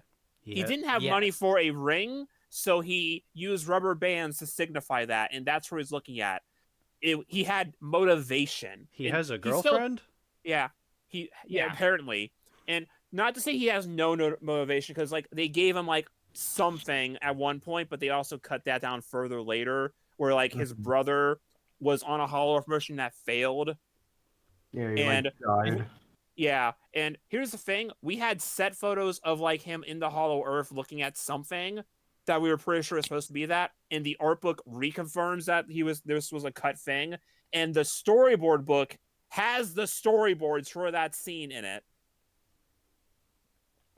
So Yeah, like that we was supposed have to be hard the- evidence. Yeah, you go. The scene where we see his because it was supposed to be his brother and his girlfriend in the Hollow Earth that died. That was supposed to be the beginning of the movie. We were supposed to like, and yeah, it was filmed, storyboarded. So at a point, there's like a rough cut where this is all there, and now it's gone, and that's why we have the reshot footage at the Marion C. Cooper University, which tongue in cheek, reference, yeah, you got it. In itself, they reshot the entire introduction of Ren Sarazawa and Walter Simmons to Nathan Lind, and we see this in the Japanese promotions for the movie. We see them meet him at a bar.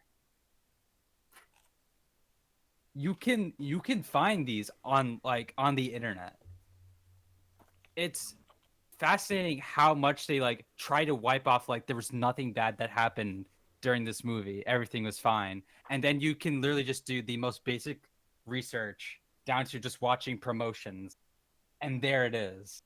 The art book Where just was- has like a straight up unused monster in it. Yeah, and in the art book, you notice that during the TMNC fight, you'll see that it takes place at night, and that lines up Yeah. with the short blurb for upcoming movies at the Brazilian Comic-Con, where we saw like Godzilla and Kong throwing down on the aircraft carrier, and it's like really dark. We Which let's switch back to that. What? I was But looking yeah, at the art book, the storyboard book for a second. It's in the story. It's in the book. You Yeah, look I it up. see. Like he's standing on top of the boat in the rain because it's just part 4 of the Challenger Yeah. Kong. He's just standing in like a boat in the rain at night. Yeah, like there's so much that aligns with something happened during this, and it really does explain a lot, especially with how the CGI can look. Hell, even with some of the things still in the 'Cause- movie, like when Bernie first explains his motivation, like he has the flask of the wine or whatever the whiskey his dead wife gave him. Yeah. Like it's a very somber scene, and it's like, oh, this is like it's actually kind of a heartfelt thing. And then it goes nowhere until the end, where it gets played off as a fucking joke. Yeah. Yeah, his wife was supposed to have died during the Battle of Boston. Which makes sense. Yes, Which would also explain like, why he there's becomes so a much. conspiracy theorist. yes, there's so much of the character motivations that were directly linked to King of the Monsters. Obviously, Walter Simmons and his daughter, his wife, her mother, was supposed to have died during Rodan's awakening. The Ghidorah head. How did it get Yes. there? Yes, which apparently was supposed to be used to set up Mecha King Ghidorah, not Mecha Godzilla, because Mecha Godzilla was not supposed to be King Ghidorah in it. It was supposed to have the Orca instead. Which makes more sense, But, no. honestly. Yes, but let's talk about the movie itself. What's here? Peeled Oh, the beneath the meat. layers. What is here? Yes. Yeah, that's the the problem. little meat That there is is. the big problem with the movie, is that this is the one Godzilla movie where I don't get anything out of watching the actual movie that I wouldn't just get out of watching the fight clips on YouTube. Yeah. I remember See, you saying that. It's funny. It's funny because if you want the movie, you have to read the novel, Oh. and Yes. the novel even then the novel cuts parts out. Oh. But it still has more. wow. Like it establishes the backstory for Ren, which let's get Yes. into that rabbit hole. Walter Simmons' partner, Yeah, Ren since we Ren talked about- Serizawa, the Yeah. son of Dr. Serizawa from the other 2 movies. Who died in the last one? Yeah. There is an actual motivation there. Like he basically resents Godzilla for taking all of his father's life, basically, from what I'm aware of. Yeah. Like he basically just Brother who resents stole Godzilla because of all that. Yeah, took his attention away and is responsible for his death. So that's why he partners up. None of that is in the movie in the end. Yeah, he's he's just just kinda- there as like, hey, remember that guy? Yeah, there was that scene in the beginning of the movie when Godzilla is attacking Pensacola and Ren is kind of staring at Godzilla like with like anger on his face on like the helipad. You could tell that there's something there, but like they don't do anything with it. Hacked to pieces. Ugh. Okay, actually, let's talk about that Pensacola scene there. Bamason, what did you make of it? It's nice spectacle. Like Mhm. I think it's cool to see Godzilla destroy shit like as he would in the 54 movie, but like it was just kind of too short. Like Mm. it's just kind of a minor scene in like a comparatively bigger movie. You know what I mean? Like Yeah. I don't have a ton to say about it. Yeah. Apparently, like that scene's Uh, also like stitched together from other unused things that they were going to be used more of. Like he was so going to be at like a it's a he Frankenstein attacks suit, like other basically. facilities. Yeah, I think it was supposed to go to a Monarch base at one point. I think I remember Yeah. hearing that in the commentary track. Was Apex Cybernetics like shoehorned in at like the very last second? Because I wouldn't be surprised Not if that it I'm aware was. of. I'm pretty sure it was supposed to be like a whole big Um, thing. Apex was set up as a subsidiary of Monarch in the Codem credits. Because Because like if you remember in the credits, they were talking about building a robot on Skull Island, and it was Monarch doing it. Yeah. 'cause In And I the obviously we remember. see that. And Bamason, you go. Oh, sorry, I interrupted. No, I said you go. Okay. Yeah, because I remember being so confused when Apex Cybernetics showed up the first time I saw the movie, and like they just, from the perspective of one movie to the next, they just come out of nowhere, and for what would have been like 5 years, and they're already a massive, massive company, and by the time the next movie comes around, they're literally nowhere to be seen. Well, then they basically became terrorists, so Yeah, that's true. But like they uh, don't even mention them, and I don't think they even mention them in the next movie. Which they don't. yeah, Well, because No, after correct. when you make a giant terrorist robot that then kills you immediately, I don't think your company is allowed to exist anymore. Right. Yeah. But no, I get I get what you're saying though, Bamason, because like that seems like a world building aspect that just goes nowhere.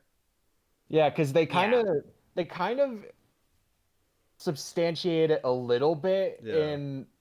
Did you see Monarch: Legacy of Monsters? I have not Yeah. seen the Apple TV series. Okay. Series. You don't mind if I like spoil a little bit, right? They try to set them up is the big thing. I care Yeah. so much. No, it's fine. Spoil it. Yeah, they kind of set up Apex's like origins Retroactively. like halfway through the series. And then it Like- comes back again at the very end as like the credits tag where like we find out that they have a base on Skull Island, which is just kind of weird because like, wait, why do you guys have a base on Skull Island? Aren't you guys like Apple? Yeah, like why would you do that? It's they basically just try to like be the connecting tissue between 2014 and I guess GVK now for some reason instead of King of the Monsters, which would make more sense. Yeah. Anyway, so what did you think of the little Pensacola Godzilla attacks? We don't know why. Well, yeah, like at first I was like, why is this like the first like action scene, quote unquote? And then it's just like, oh, Godzilla attacks. Is he really like, the nice guy? It's just like, are we really gonna paint Godzilla as a quote unquote hero? Like he's a gigantic lizard that goes like wherever he wants, like To be fair, they did kind of do that a little bit in the last two movies to a degree. Because in in 2014, at the very end, is like the TV thing that says "King of the Monsters, Savior of our city," Yeah. and that like one. the whole Question like, mark. question mark. And like I know like the whole big thing with King of the Monsters that they set up slightly in like the beginning is like protests about them trying to get Monarch to establish more, like release more information and protect them better because they're being held responsible for Godzilla. And there is fear there, but like at the end, it's very much a very pro Godzilla, where like you see in the credits roll, there's like social media posts about Godzilla. He's being treated as like a whale tour thing. Yeah. Yeah, And you could there's see new you could see clippings like talking in the- about like Oh, sorry, I interrupted. Godzilla like no, it's okay. You can see like it's saying like Godzilla veers Titans away from major cities. Like Godzilla's clearly like showing that he's good with humanity again after being based on the lore and cave paintings in Kodam that he's been isolated for so long that he's had like no connections with anything. So it does also paint the heads turning on Godzilla, especially with characters from the last movie, like Mark Russell. Makes you scratch your head. It's like, why are you flipping face so randomly? And Oh, that's why are none another of you... thing. Madison in this movie is a different fucking character. Yeah, Madison is like way worse. Also, Yeah. like, I find it extremely hard to believe that she would even be listening to that podcast, because, like, your dad is basically in charge of Monarch at this point. You would know all of this information and know the truth. Rebellious teenagers, Probably am I just- right? Rebellious teenagers. All those teenagers. Yeah, listening to the Titans Yeah. Truth podcast. Like, as much Yes, as I yes. give Madison Russell flack for her role in King of the Monsters, she was fine for the most part in King of the Monsters. And in this movie, she was just... I cannot stand her. Like, I think this is, like, just... She's a different fucking character. She's a Yeah. different fucking character, totally, and she's just written with like a lot less Spunk. Hacked to spunk, pieces. kind of. Yeah. Yeah, just cut to pieces. Millie Bobby Brown didn't really know She got a what paycheck. she was working with. Well, it's like you were saying, William. I remember something you had said about, and I mean, you had pretty much talked about it when you introduced this movie, how like Adam Wingard really doesn't care for the characters, and he outright admits it in the commentary. Yeah. Yeah. And, like when you Long told me that, one, I was like watching the movie, and I'm like, but why? Like, why would you admit that? Like, that's not at Why- all. Like, that's so stupid. Like, It's like you're just doing this out of obligation. yeah, which I'm told he's like a big Godzilla fan. So like, This is normal fan behavior, unfortunately. I guess, yeah, no, that's right. That's right. It's normal fan behavior for the fans who haven't watched all the movies and have seen the MonsterVerse and maybe Shin. Right. Yeah. Basically. Exactly.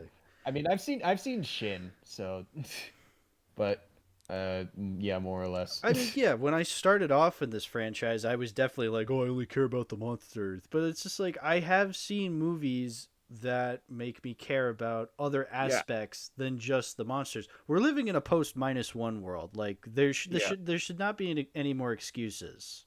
And even Yeah. here, a big sticking point is like, throughout the past couple of years, like, people will always say, oh, the MonsterVerse Showa, it's a big Showa tribute. They're doing it just like the Showa era, and it's like, The Showa movie. all they're saying is that, like, oh, because they're going so over the top. But the more time goes on, the more I think about that. Every fucking era goes over the top. Yeah. You have the body slam and Mega Gearus. You have all of versus King Ghidorah.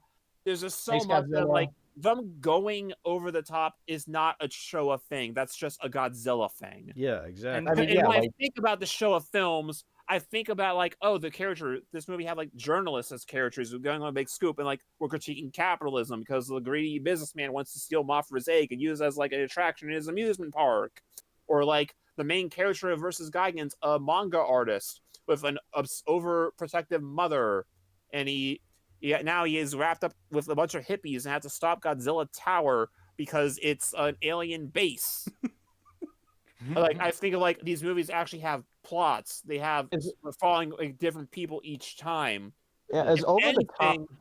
anything, a MonsterVerse is much more closer to the Heisei era because, like, those movies, it's solely based on, like, the military and science divisions tracking the monsters. Like, the Showa era movies, from what I remember, still at least had some meat on them. Yeah. Regardless of point- how over the top they were. My point is more so it's a matter of that people will always say that as the defense for the movies, forgetting that the show era is more than just that. Yeah. And it's like, it just tells me you have not actually watched these movies. And what frustrates For me, sure. and what frustrates me more about that is that it's just like, okay, you're admitting that these characters are dog shit. It's like, okay, that's not And to be fair, they were going to be better characters originally, but then it got high pieces. right. But again, it's just like, okay, you're admitting they're dog shit. That's not an Fix it. excuse. Yeah, fix it. Fix it exactly. Do Like, Then do something. And it's like, for what it's worth, I think Adam does do a good job with the monsters. Yeah. It's just do a story you care about with the humans. exactly. They're in, like, okay, you want to just do a full action movie, then make the humans do action things. Right. The Yeah. template exists. It's called Godzilla Final Wars, and it came out in 2004. Exactly. Yeah, because like here's the thing. Like when I first watched this movie, I was all like, "Hoorah! This is awesome! Like some dumb fun movie I get to watch."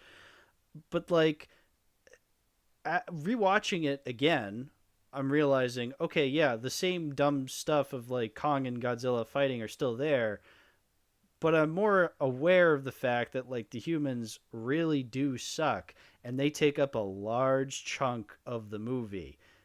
Not because of the supposed kaiju curse of like, oh, all human characters in kaiju movies are terrible. It's like, no, they're just shitty written characters. That's with nothing to do. Yeah, that's not a kaiju thing. That's just a bad Hollywood thing. Like, yeah, the bad characters exist in other bad Hollywood movies. You have not watched the movies thing. Exactly.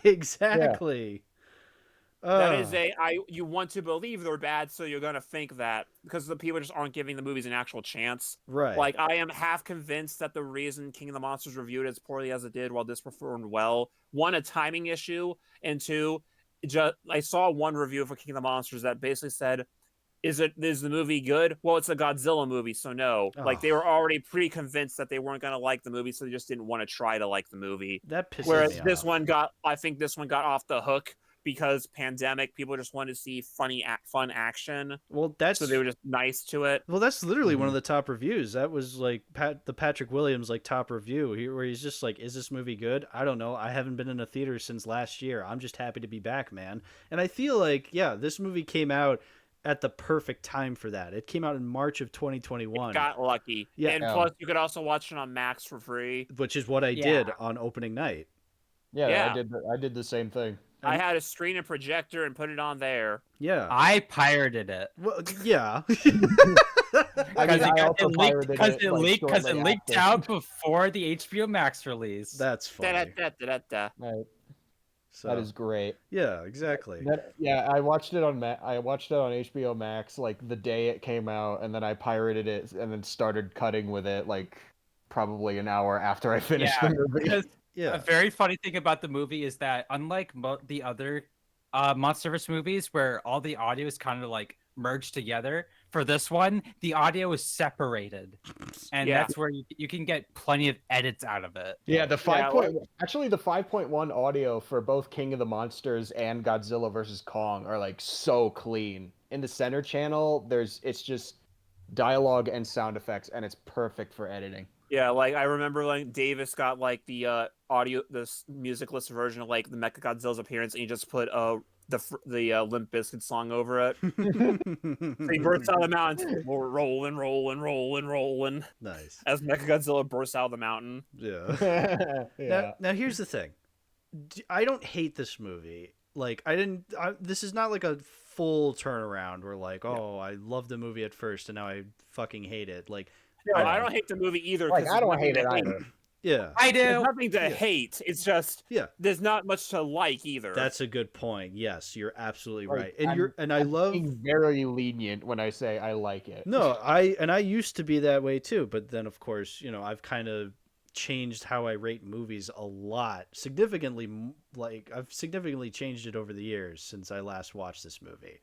So I feel like my thoughts are far more like my score now is far more reflective of where my thoughts definitely are at, where like occasionally there's a really cool thing. I like their first encounter where Kong is using a fighter plane as a dart. Like that's funny to me, and that's cool.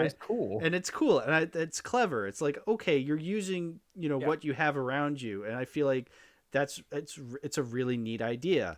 I think all the stuff with the monsters is great. Yeah. It's just they're only a third of the movie. Exactly. It's a third of the movie. One thing I also really want to say about this movie is I really love the concept of the Hollow Earth. Like the way it looks visually. I love like the zero gravity stuff. Yeah. Like it's an interesting world to me, and I really wish they could have expanded more on it at the time. Mm-hmm. But there was only so much that they could do. Right, exactly. It's pretty dead in Godzilla vs. Kong. Yeah, like not a lot of animals. No. I do like the idea of like the mountains on this in the sky being like upside down. Yeah, it's a neat idea. That's a really cool concept. Yeah, Because it plays like the concept of like it's literally the hollow of the Earth, so it's like both hemispheres, so gravity Yeah, shifts. one of my Like favorite it's really cool visually. one of my favorite shots is of Kong like coming up to like the floating rocks and like poking one and like seeing it like fall onto the other side and him like kind of using his like monkey brain to be like, oh, I can float. So then he like Monkey launches. float. Yeah, like I like scenes like that because that's something I've definitely noticed is you see a lot more, and we'll get into that with like the next movie. You start to see more of Kong like kind of being a little more ingenuitive, and I really like that. He's like speaking in sign language. Yeah. He's using tools. He's opening doors. He's using that monkey brain. Yeah. Yeah. Because he's a thinking animal. He's a thinking animal. He's a mammal. He's a mammal. So there is one major point I think that should be talked about since we did do it with King Kong vs. Godzilla, Sure. kinda. How the monsters are portrayed. What did you guys think of how Kong was in this movie? Since you guys were briefly talking about it with like his intelligence being on display. Yeah, I think this is very much a Kong-centered movie. First of It all, is. we should Very definitely much talk. the main I character. think for this one, I think that is perfectly fine because Yeah. Kong has only had one movie at this point, whereas Godzilla had two. Right. So it makes sense there. Plus, because we're supposed to be led to believe that Godzilla is the antagonist for a while. It would make sense because then Kong is the protagonist. Right, It exactly. makes sense, and I think Kong is portrayed very well here. Yeah. Yeah. Yeah. Again, I think the stuff with the monsters is perfectly fine. I love the beard that he has. Yeah, like, he has like the 'Cause he's much older now. Yeah, the monkey beard. I love that. yeah, Yeah. it's like it's a great way to show like passage of time between Skull Island and now, and like other than just making him bigger. Yeah. I was very much Team Kong when this movie came out. I was like, I'm Team Monkey. I was team both of them I know. I was yeah. Team Godzilla. Yeah. because I like both of them. I mean, yeah, I Yeah, love both of them too. It's just, I don't know, just something about Kong I connected with more. Because Yeah. he wants Yeah, his berry I get juice. that. He wants his berry juice. I can relate to Not that. Not addictive. Not addictive. Not addictive. I can quit my Not yet, addictive it's not. vices anytime I want. Not yet, it's not, but don't worry. Now I think the big head turn for me was definitely how Godzilla was portrayed. Mm. He As feels if he's barely betrayed at all. Yeah, he's not Yeah. really in the movie much. portrayed. He's I had a friend of mine described how Adam Wingard portrays Godzilla the best. He's a frat boy's interpretation of Godzilla. Mm. He's That's actually a really accurate way of putting it. he's I think that's Di- even more accurate in the new movie too. Yeah. Honestly, yeah. he's dinosaur that breathes fire. That's cool. Like he wanted him to go for more like the heel Godzilla since he's supposed to be an antagonist, and I get that. But it's also like he's not really doing that much more with him either. No. That it's Yeah. like it doesn't perfectly line up where Godzilla was at in the last movie. Yeah. Yeah, exactly. Godzilla feels very radically out of character. He felt like he had more intelligence to him in King of the Monsters, whereas here that's just like he's just the force of nature, and that's And it. Yeah, there was. Oh, sorry. Alright, Go ahead. Emerson, you talk first since I'm gonna be a little bit more talky. Yeah. I remember seeing an interview with Adam Wingard that kind of encapsulates the thoughts of like the frat boy Godzilla shoots fire cool. He said that he really likes the atomic breath, and that he kind of abused it in this movie, and I was just like, that's kind of indicative of like that frat boy Godzilla mindset, because like that's basically the main gimmick that Godzilla has to like the average person. Yeah, it's like the person watching the movie for Godzilla versus the person watching the movie for the movie. Mhm. Yeah. Yeah, so I think the worst part is that Godzilla does not have his fighting style in the other movies. It's in the previous two movies, Godzilla clearly has like a lot of like martial art inspired moves. You know, like he'll pull a few like judo moves here or there in the previous two, or like very sumo like aspects, like using his body to overwhelm a foe in his weight. And here he kind of just moves like a crocodile or like he walks on all fours at one a point, dinosaur. right? Yeah. Yeah, I don't mind it, but it is different. There's a lot less weight It's to it. interesting, like the way they did it. It makes it more aggressive. which Like- even like if- then, Like if We oh saw- sorry, I interrupted. it's okay, Bamason. Even then, like when we see how like aggressive Godzilla is in King of the Monsters, like he still doesn't like completely abandon how he fights. Yeah, Here, there's a lot like- more weight to it in those movies. Here, regardless of how he fights exactly the same. It's bite and scratch, and then like throw a tail. There's a part in well- this movie where Kong like gets him with his axe, and the way he pulls he pulls Kong's axe out of his leg is he uses his With mouth Yeah. instead of Yeah. his hands. Which cool visual is a little weird in retrospect when you put it when you actually explain it. Right. Yeah, Yeah. like he has hands. Like why doesn't he use them? He's more Yeah. animalistic now than he was in the previous two movies, Yeah. where he felt more intelligent. Yeah, that like And- in the other movies he had like Yeah. you felt like there was a soul there. Yeah, which definitely helped that there was mocap involved there. While here it's like completely key animated. Oh, so there's no mocap this time. Okay. No, Yeah. no. So they did That not makes- get. that They makes a did lot of not. sense, So they actually. didn't get TJ Storm back. No, they didn't. That's No. why like Godzilla's very over animated. I'm assuming that means that he's also not in this one either. Then how did they No. get that cheery smile of his? I was about to ask a question about that. Like one of the statements Toho had about like adapting Godzilla was that he was like either not allowed to emote or had like a very limited amount in which he can directly emote. And then in this movie you have him like ear to ear smiling. Germa smiling. The answer is just do it and hope they don't notice. Like it's genuinely really adorable. Like I love the smile that he does. I, But I remember when it was your that profile. smile on has Letterboxd. started civil wars. Oh. It has. There are still people to this day who bitch about that. I like it. it's charming in kind of a weird way. Another big controversial point about how Godzilla is in this movie. His running. Mm. If you Yeah, so, he's a lot It's- faster. I He would uses say his arms to run. yeah. That's the big issue that I have is that he runs too much like a A person. human.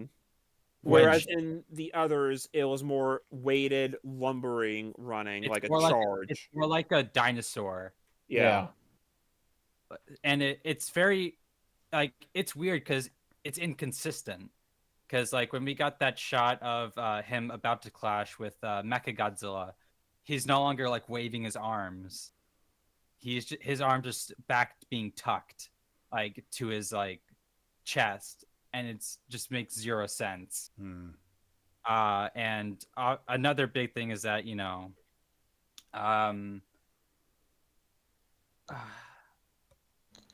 like I just don't I don't really get why Godzilla has to fight this way, because like or like even move that way either. Like I know a lot of people are like, oh, Godzilla's ran before, but every time you've ever seen him run in like say Ghidorah the Three-Headed Monster or Terror of Mechagodzilla or is it Final Wars, they still obey how Godzilla is supposed to run. Yeah. Like you'll like if he has to move his arms, it does in a way that would make sense for him. It's not like run like a person. It's his arms would sway a little side to side since they're still tucked to his chest. And also it also depends on the suit itself and like the tone the Yeah. movie's going for. And then it's also fun because I know the one case in Terror of Mechagodzilla, the suit is also on fire. Yeah, and there's also the one where he charges at Titanosaurus Yeah. when he first appears in the final battle. And obviously we see Godzilla run again in the new movie a lot of times. Yeah. The very And it famous looks- shot. Yeah, yes. The trailer shot. Yeah, the multitudes of it. But great transition, by the way, to talk about Mechagodzilla.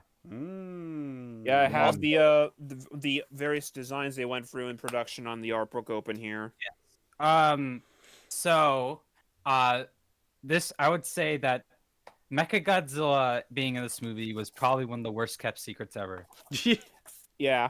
Didn't it get Not- leaked by like a toy? Yes. Yeah. Yeah, The yeah. Playmate I was Godzilla actually versus Kong panels. I was actually gonna ask about that because I distinctly remember William like complaining about that Yeah, being like it they leaked it. out a full ass year before the movie was out. Yeah, Mm. It Um, was Because of the over toy. a year. And like even then, if you like knew the franchise, you felt it was probably coming regardless. Yeah. Yeah. Inevitable, Well, like yeah. they Yeah. hinted at it in the credits of King of the Monsters that they were working on a robotic titan. right. Yeah. That was somehow connected to King Ghidorah. Yes. And I mean, if you're a big production nerd about these movies, or like delved in like countless expanded media, Mechagodzilla having King Ghidorah inside him is not a new concept, or Mechagodzilla having like any sort of thing inside of him is not new at all. Correct, because Kiryu in 2002 and 2003. Yes. And in the production stages of the Heisei Mechagodzilla, which did get adapted into the manga, Because they built him using the leftover parts from Mecha King Ghidorah. exactly. So Mecha King Ghidorah's brain would still be inside Mechagodzilla, and this would cause Godzilla to be portrayed in a more heroic role at the end, because Mechagodzilla would go out of control. Which obviously that's kind of what happens here. And there's also the funny download energy over Wi-Fi. Yeah, that part where it's like, wait, so what are you doing? You're downloading energy?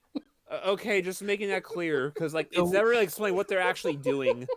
The weird thing is that this feels, I realized recently what it's trying to like pull from.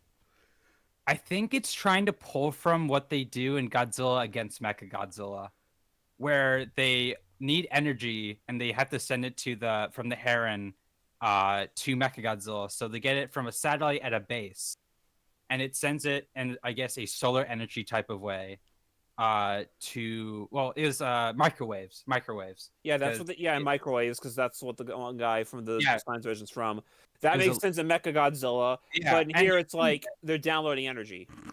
Yeah, they're downloading just from the internet. Like, if anything, they could have just had it be like they scan it and they say, here's the cell composition or something like that, and they recreate it. That would have made sense. And it would have made sense. They're just downloading energy. Mechagodzilla is powered by the cloud. Great. Yeah. You wouldn't download an energy. Robo-Godzilla. They tried to pull it out of something else. They tried to pull it out of Adam's ass. Adam.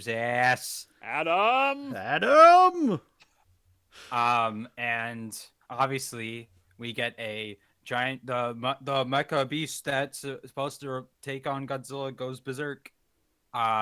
Trope. Because we'll get to that after we talk about the big everything what you came to see.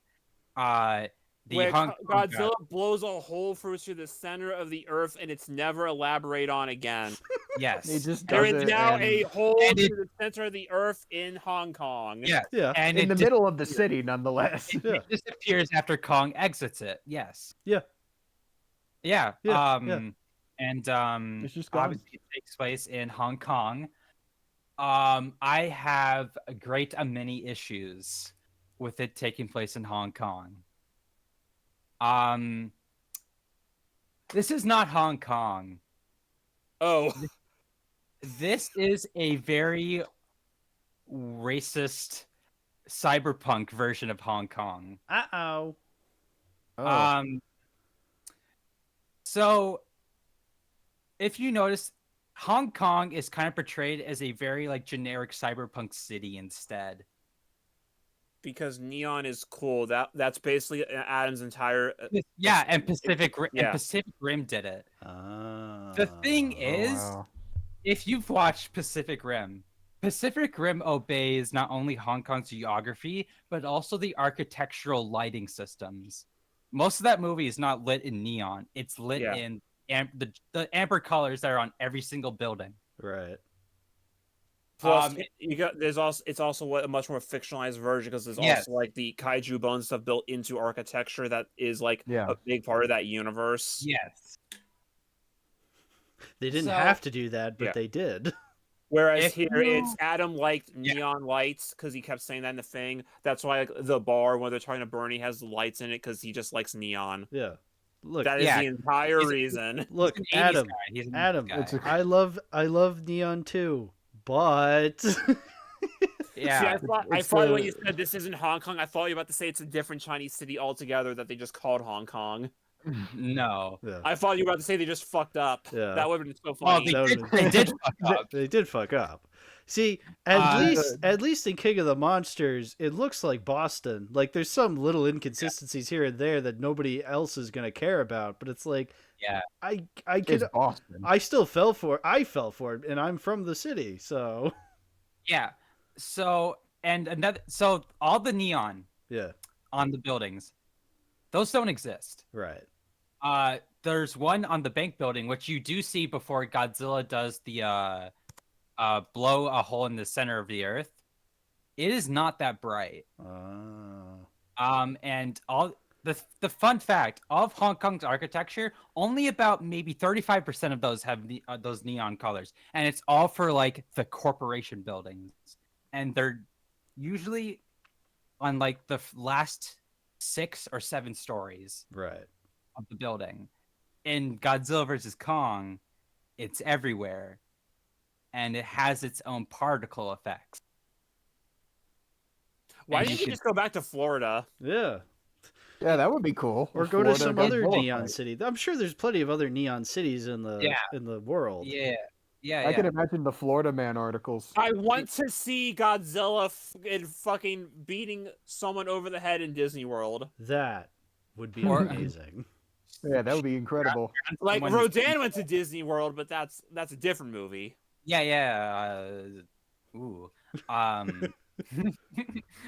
But the fight itself, I guess we'll let Bamason take over again since Yep. he's the one with the most neutral thoughts. Yeah, The fight itself is it's entertaining in the moment. I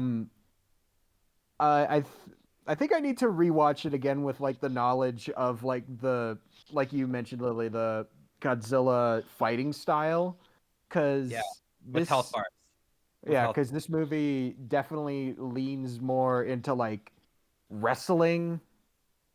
Like, you have him doing like he's like jumping on Kong. He's pinning him to the ground.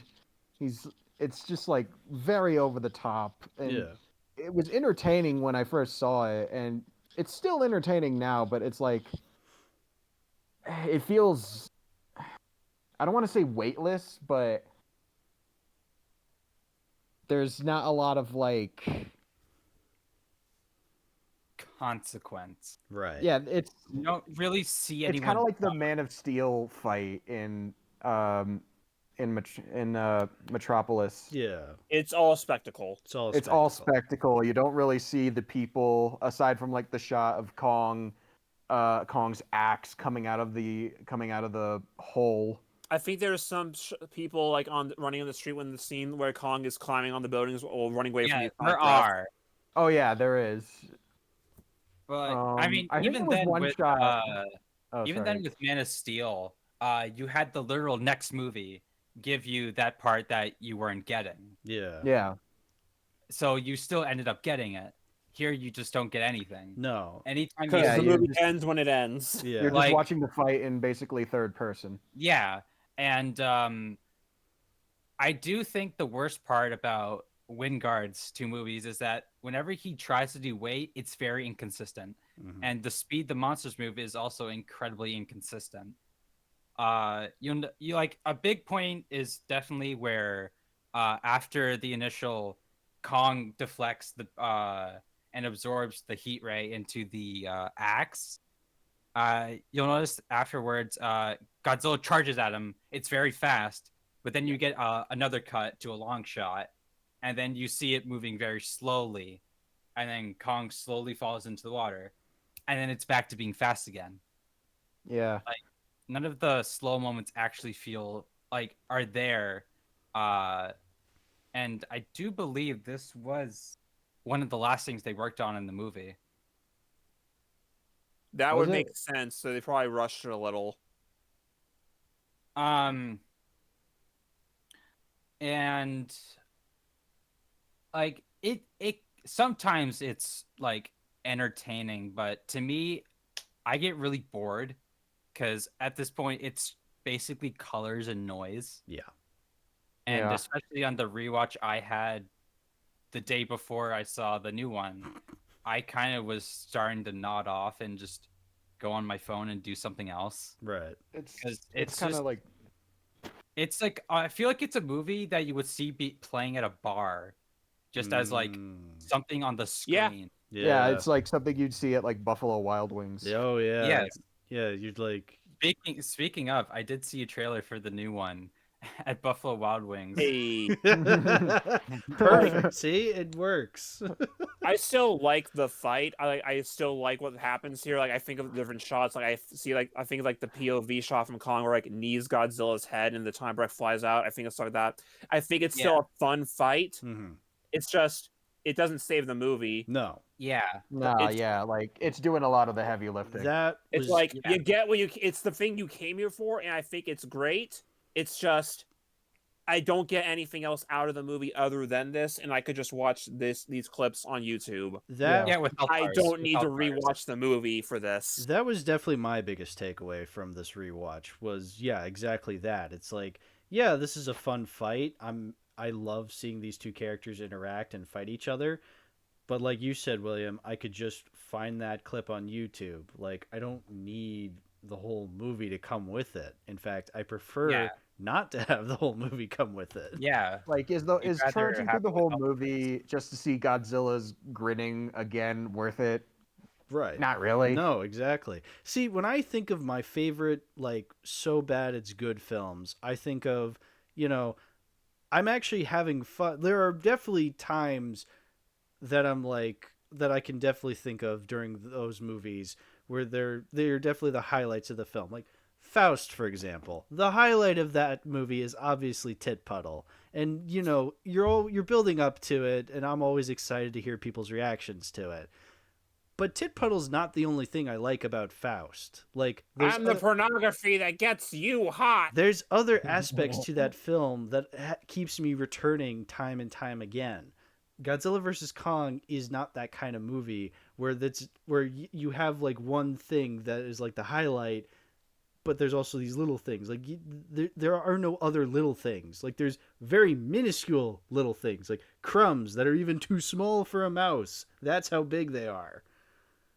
Like to get like a spoiler for later. I feel like I would rather rewatch the entirety of the next movie than rewatch the entirety of this movie. Yeah, to be honest. I mean, I'm somewhere in the middle where like I think because I did rate the next one lower than this one, but I do have aspects of the next one that I respect more than this one. There's also a matter of we're talking about this movie after 3 years, whereas we're talking about this movie after, for me, a couple hours, and for you guys, a day. That's a good yeah. point. Oh, That's a it's good point. definitely That's a been a very day good for point. me, and it's been a day for me and Hal. That's for sure. Yeah. Yeah, it's been a day for me as well. Yeah, as of 9:58 p.m. Eastern Standard. That's the time right now. On March 29th, 2024. Yep. Yes, which means it's been exactly a year since Godzilla vs. Kong has come out, give or take. It's been exactly really? Like It's It's been like 3 years. 3 years. 3 years. I think it Wait, cut when out did it there. come out? Wait, when did it come out? It was March 30th, 2021. I think it was Yeah. March 31st. One of the Early two. There was early screenings. Ah. Yeah, March 31st. Right. I didn't do that on purpose. It just worked out this way. Yes. Happy birthday. The planets aligned. The planets aligned. Dogs and cats birthday. living together. Mass hysteria. Mass hysteria. Do we want to talk about Junkie XL, the fucking hack? Oh, Oh, wait, William, I'm gonna God. let you take the stage on this one. not, Yeah, go not ahead. yet. We still have to talk about Mecha Okay. Godzilla. All Right, right. we fine. didn't even talk about Mechagodzilla yet. Fuck. Yeah, well, we Yeah. did. And then we but got didn't talk interrupted by about, like, ourselves. we didn't talk about his design and portrayal. Kind of Okay. sucks. Okay, so At the just time of, do you want to go let the- first or? let the no shower guy talk. Will go. Hang on, I'm gonna go get in the bathroom first to turn the water on before I talk about this. Okay. Yeah, imagine I do record the episode while in the shower. That'll be the next episode we're in. Yeah. Okay, so when at the time the movie came out, this was my least favorite Mechagodzilla design, and it's grown on me more, but I still don't love the design. My issue with it is that, like, you look at the other Mechagodzillas. Yes, they are very clearly based on Godzilla. They're very robotic versions of him, but each of them still look like their own characters. Right. This version, it straight up just looks like literally Godzilla's skeleton made of metal. Yeah. And like there are other designs in the concept art that look more classic or different, and like why couldn't we go with one of these? And like I like most of the concept designs more than the one we actually got in the final film. I don't hate the design anymore, but like it's definitely either my least favorite or second least favorite. Yeah. No disrespect to the guy who designed it, Jared. I forget his last name. He Oh also yeah, that designed- Jared Yeah. Krichevsky, Yeah. I think. yeah. He also designed Mechagodzilla in Ready Player One. Yeah. He also did Metal chestnut. Evolved Godzilla, which we'll get Yeah. to. Yeah. And Shulking. You gotta talk about Skull King. But We yeah, gotta talk about how Skull King passed the 7th grade. respect to Jared though. Yeah. He seems like an upstanding guy. And, Yeah. Yeah. I was I'm really glad happy. he got to work on the movie, and I hope they keep working with him. I'm I'm very glad happy. his designs are like in the spotlight. Yeah. Yeah. I'm very happy as well that he like can get some of the toys given to him. I mean, I would put that in my contract. Yeah. And I mean, He I better believe, get the toys. I believe he did for Godzilla Kong, Good. but he still. I know with the Godzilla versus Kong, he did receive a couple ones, but he did buy another one anyway. Fair. But Mechagodzilla's okay in this movie, I guess. The design's definitely not bad. But still, I don't really like jive with it all too much. Portrayal wise, I wonder how Kevin felt waking up when he finally said, "Holy shit, I have arms." who knows? Who knows? He's dead Uh, again, so Is it actually Kevin? Or is it like okay. Because in King of the Monsters, the head that got ripped off of Ghidorah in the water was the Kevin head before it regrew, and that I'm assuming is the head that Jonah Allen Jonah got from the guys at the end of the movie. And I'm assuming that would be the head that was used here. Yeah. Who knows? The movie doesn't explain how the head got to Apex in the first place. Or the skull, The skull in the skull room. Yeah, which supposedly is supposed to be the middle head that Godzilla destroyed at the end of Kadam. which wouldn't exist anymore. So it Like, has he got to fucking happen. disintegrated. Yeah, but who cares? Yeah, blah blah blah. It doesn't matter. Godzilla versus Mechagodzilla. Wow. I like when he gets his face slammed into a building. Yeah, I like was the cool. gets made out of that. I like the part where Godzilla gets overpowered and he goes wah. Oh yeah, like he has his Big arms baby. raised. He's Yeah. like, ah. Get off me so I can kill you. No, fuck And you. you get Gonna you cry, get a little very bitch funny- boy. You get a little tongue in cheek. Hey, remember this when they do the Godzilla against Mechagodzilla poster? Oh yeah. Yeah. Did they do that? Yeah. Yeah, he's what he Remember charged those that with guys? the boosters. Yeah. Oh yeah. Yeah. Yeah, Remember now I that? see it. Remember that? You've seen that movie, right? Uh, I saw it in theaters for the Fathom event showing. So did I. But that's another story. That's a better story. As long as they Yes, weren't on those towers. Yeah, on that fateful day. Guys, oh, where was I wonder. Skull I on wonder. If 9/11? I wonder if there's still. Oh. Oh. Do not ask never Shimo mind. where she was on January 6th. But anyway, that's for the next movie. Okay. So what did we think about the Godzilla and Kong versus Mecha Robo Godzilla? A fun tidbit that I learned in the commentary: when Kong first jumps at Mechagodzilla and slams his mouth and gets on his back and makes him shoot the atomic upwards, apparently, according to Adam, originally that was just going to be the killing blow. He was just going to clap his hands on Mechagodzilla's head and cause it to explode. This did not happen because that would have been fucking lame.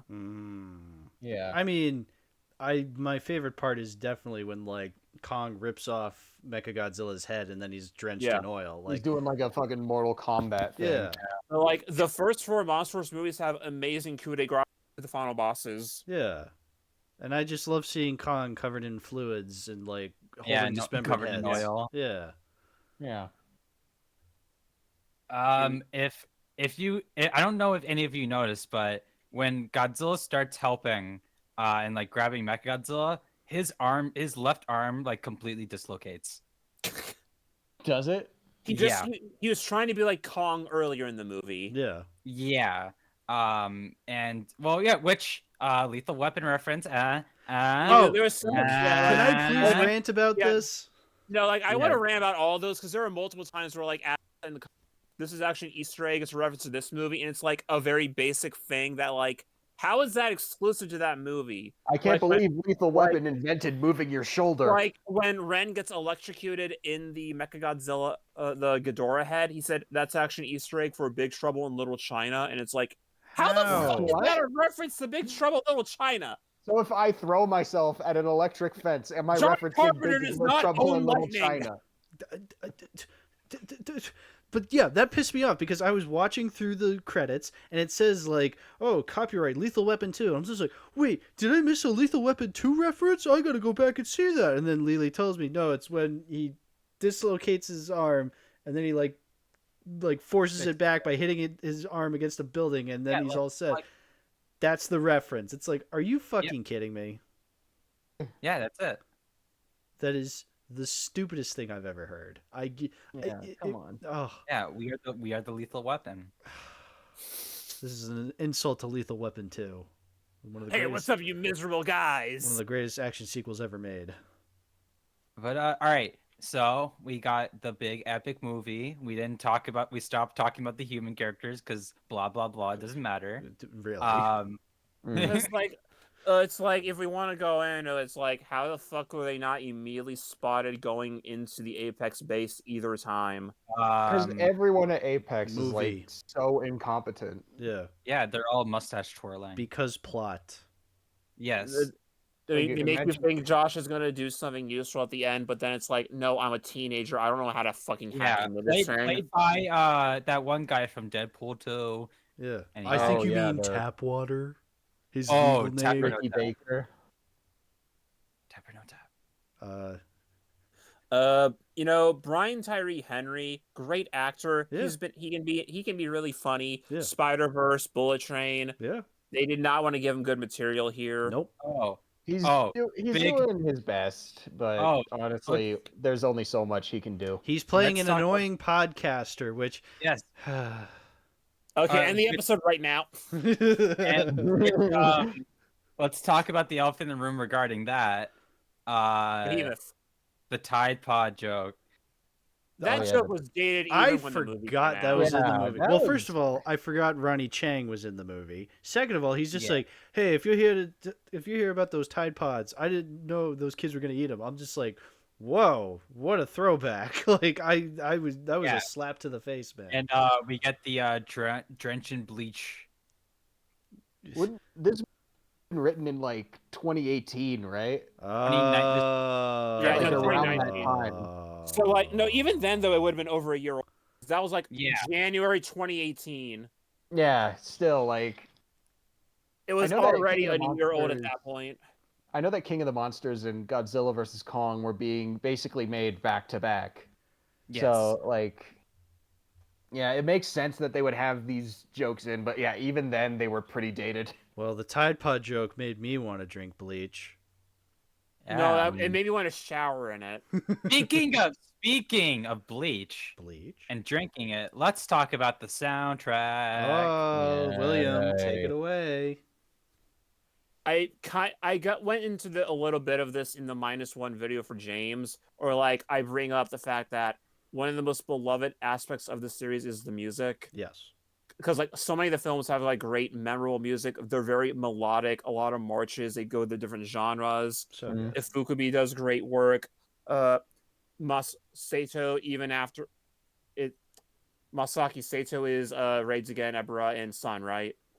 Masaru Sato is Raids Again, Ebira, Son of Godzilla, Megalon. Yeah, he does great work. Not Like Megalon. the Millennium era soundtracks are great.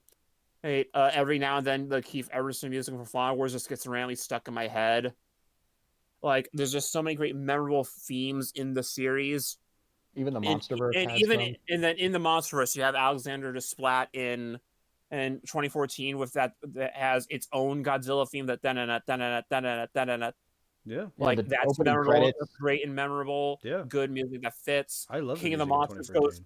King of the Monsters like fucking incredible rearrangements of the Ifukubi stuff in its own original music is great too. Yeah. I still The think King it should Ghidorah theme. I think it still should have gotten nominated for an Oscar that year for score, but they didn't want to risk it. And like, I defy people who say it's because it was not original enough when the same fucking year had Rise of Skywalker get nominated. Right, Yeah. exactly. I Like, agree. Yeah. I think it was And dubbed King of the that Monsters year. score is like astronomical. It goes without saying. Oh, Yeah, it's like so good. the music of the franchise is so great.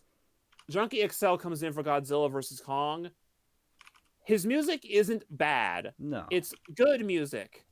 It is the most generic fucking cinematic score for this franchise that you could have given it. This could have been in any movie. It's just background noise. It's like, this is fine and it works. Yeah. This is not Godzilla music. This No, is not a Godzilla score. You're absolutely right. Like, And like the big sticking point is like he tries to come up with his own theme for a Godzilla because like we don't want to just use the Ifukubi theme event. We want to make something that evokes the feeling of the Ifukubi theme. You listen to that theme, it sounds like the Ifukubi theme missing half the notes. At which point, why not just use it, or why not just make a full the original theme? right. Mm. Yeah. No, I'm a sucker for synth, but I will admit that, you know. There's not even that much synth in this one. Right, exactly. Yeah. Yeah. So from what I remember, there were a lot of creative differences between Junkie and Wingard for this movie. Wingard wanted the synthy, EDM kind of You score. mentioned that. I mean, He that doesn't mentioned surprise commentary. me. Makes sense. Yeah, and while Junkie wanted more orchestral sounding soundtrack, and obviously you can hear the obvious clash in the soundtrack, which soundtrack that's ever been fully released. Yeah, because like the best song in the movie is like the opening credits song, and that's not on the sound. Nope. That's not on the soundtrack? Nope. Wow, that is Jesus. Oopsie. Yeah. And like the even only- like the best version of Junkie's rendition of the theme for Godzilla, that's in his video where he talks about the score for that particular track. It's the same case with Kong's theme, which you never hear in the movie, only as a leitmotif. Yeah. So it's like, where the fuck did all this come from? Where did this go? And like why did he work with him again at that point? Was it a Warner Brothers thing? I'm Was looking it a at the Band-Aid? Wikipedia thing right now, and apparently Junkie XL did the music for the New Empire with someone else as well. Yeah, I think he did with his apprentice. Antonio Di Lorio. Yes. Yeah, I think that's his apprentice. If I remember reading. Yeah, because I'm looking into his filmography and there's not much there, other than GXK. Yeah, the New Empire. Like, The New Empire. Yeah. I don't think the music is bad, but it's like I would never listen to this like on its own, and that's like a big fucking shame because like I love the music in most of this franchise. Yeah, like Yeah. I remember listening to the Pensacola, Florida theme after I watched the movie. I had it in my I would listen to it and I'd just be like, yeah, this is not doing anything for me, and then I just stopped. Yeah. It's like when the soundtracks were like, we got samples from King of the Monsters a couple weeks before the movie came out, and we got samples for this movie before it came out. And it's like, we got old rivals originally when King of the Monsters came out. That's the one where like, Godzilla first meets Ghidorah, and we heard like the first rendition of like the Godzilla theme, the dun dun dun dun dun dun, and we hear like the actual theme being incorporated as like a leitmotif in the vamp and the rest of the original music, and that's great.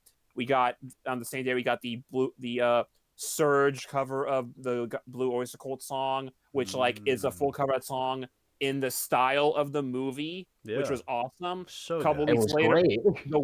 a couple of weeks later, we got the Rodan theme with those fucking bongos.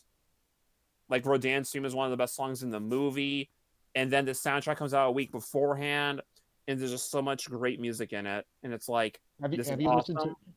listened to Ghidorah's theme? I've watched the movie, so yes. Oh yeah, like But like then, that one particularly sticks out because of like the yeah, and like the it's all in vocal freeze. chanting. Like everything in that song is in freeze, like including the arrangement and like the Yeah, key- it's key really signature. cool. Because Bear McCreary is a good person and smart and good at music. Yeah. He's a great composer. And then, contrary, we have this movie where a couple weeks before we get 2 tracks: Pensacola, Florida, and Skull Island. Pensacola, Florida, we got the Godzilla theme with half the notes missing. Skull Island, extremely generic cinematic music. Yep. I do not remember what it sounds like at all. I don't even remember Skull Island having a theme. That's because it probably wasn't actually in the movie. Nope. I mean, I'll say this: the licensed songs they play, pretty good. Makes me want to seek out these bands. I do like the opening Hey, song. Hal. Yeah. Hey, Hal, good news. Yeah. There's the scene in the boat where there's an Elvis song playing. In the commentary, Adam says, "I am the biggest Elvis fan in the world." Snowman strikes then again. Yeah, well, he does strike again because we go to Antarctica. It just keeps apparently, coming back. apparently Mike Doty got mad at Adam because back to Antarctica. Like, no, I went to Antarctica in the last movie. You can't do that. Like, what the fuck does that matter? Are you making this up? Yeah. That's stupid. That's stupid. Who cares? Who cares? There's already a base there. Just go to the Hollow Earth. It's fine. Yeah.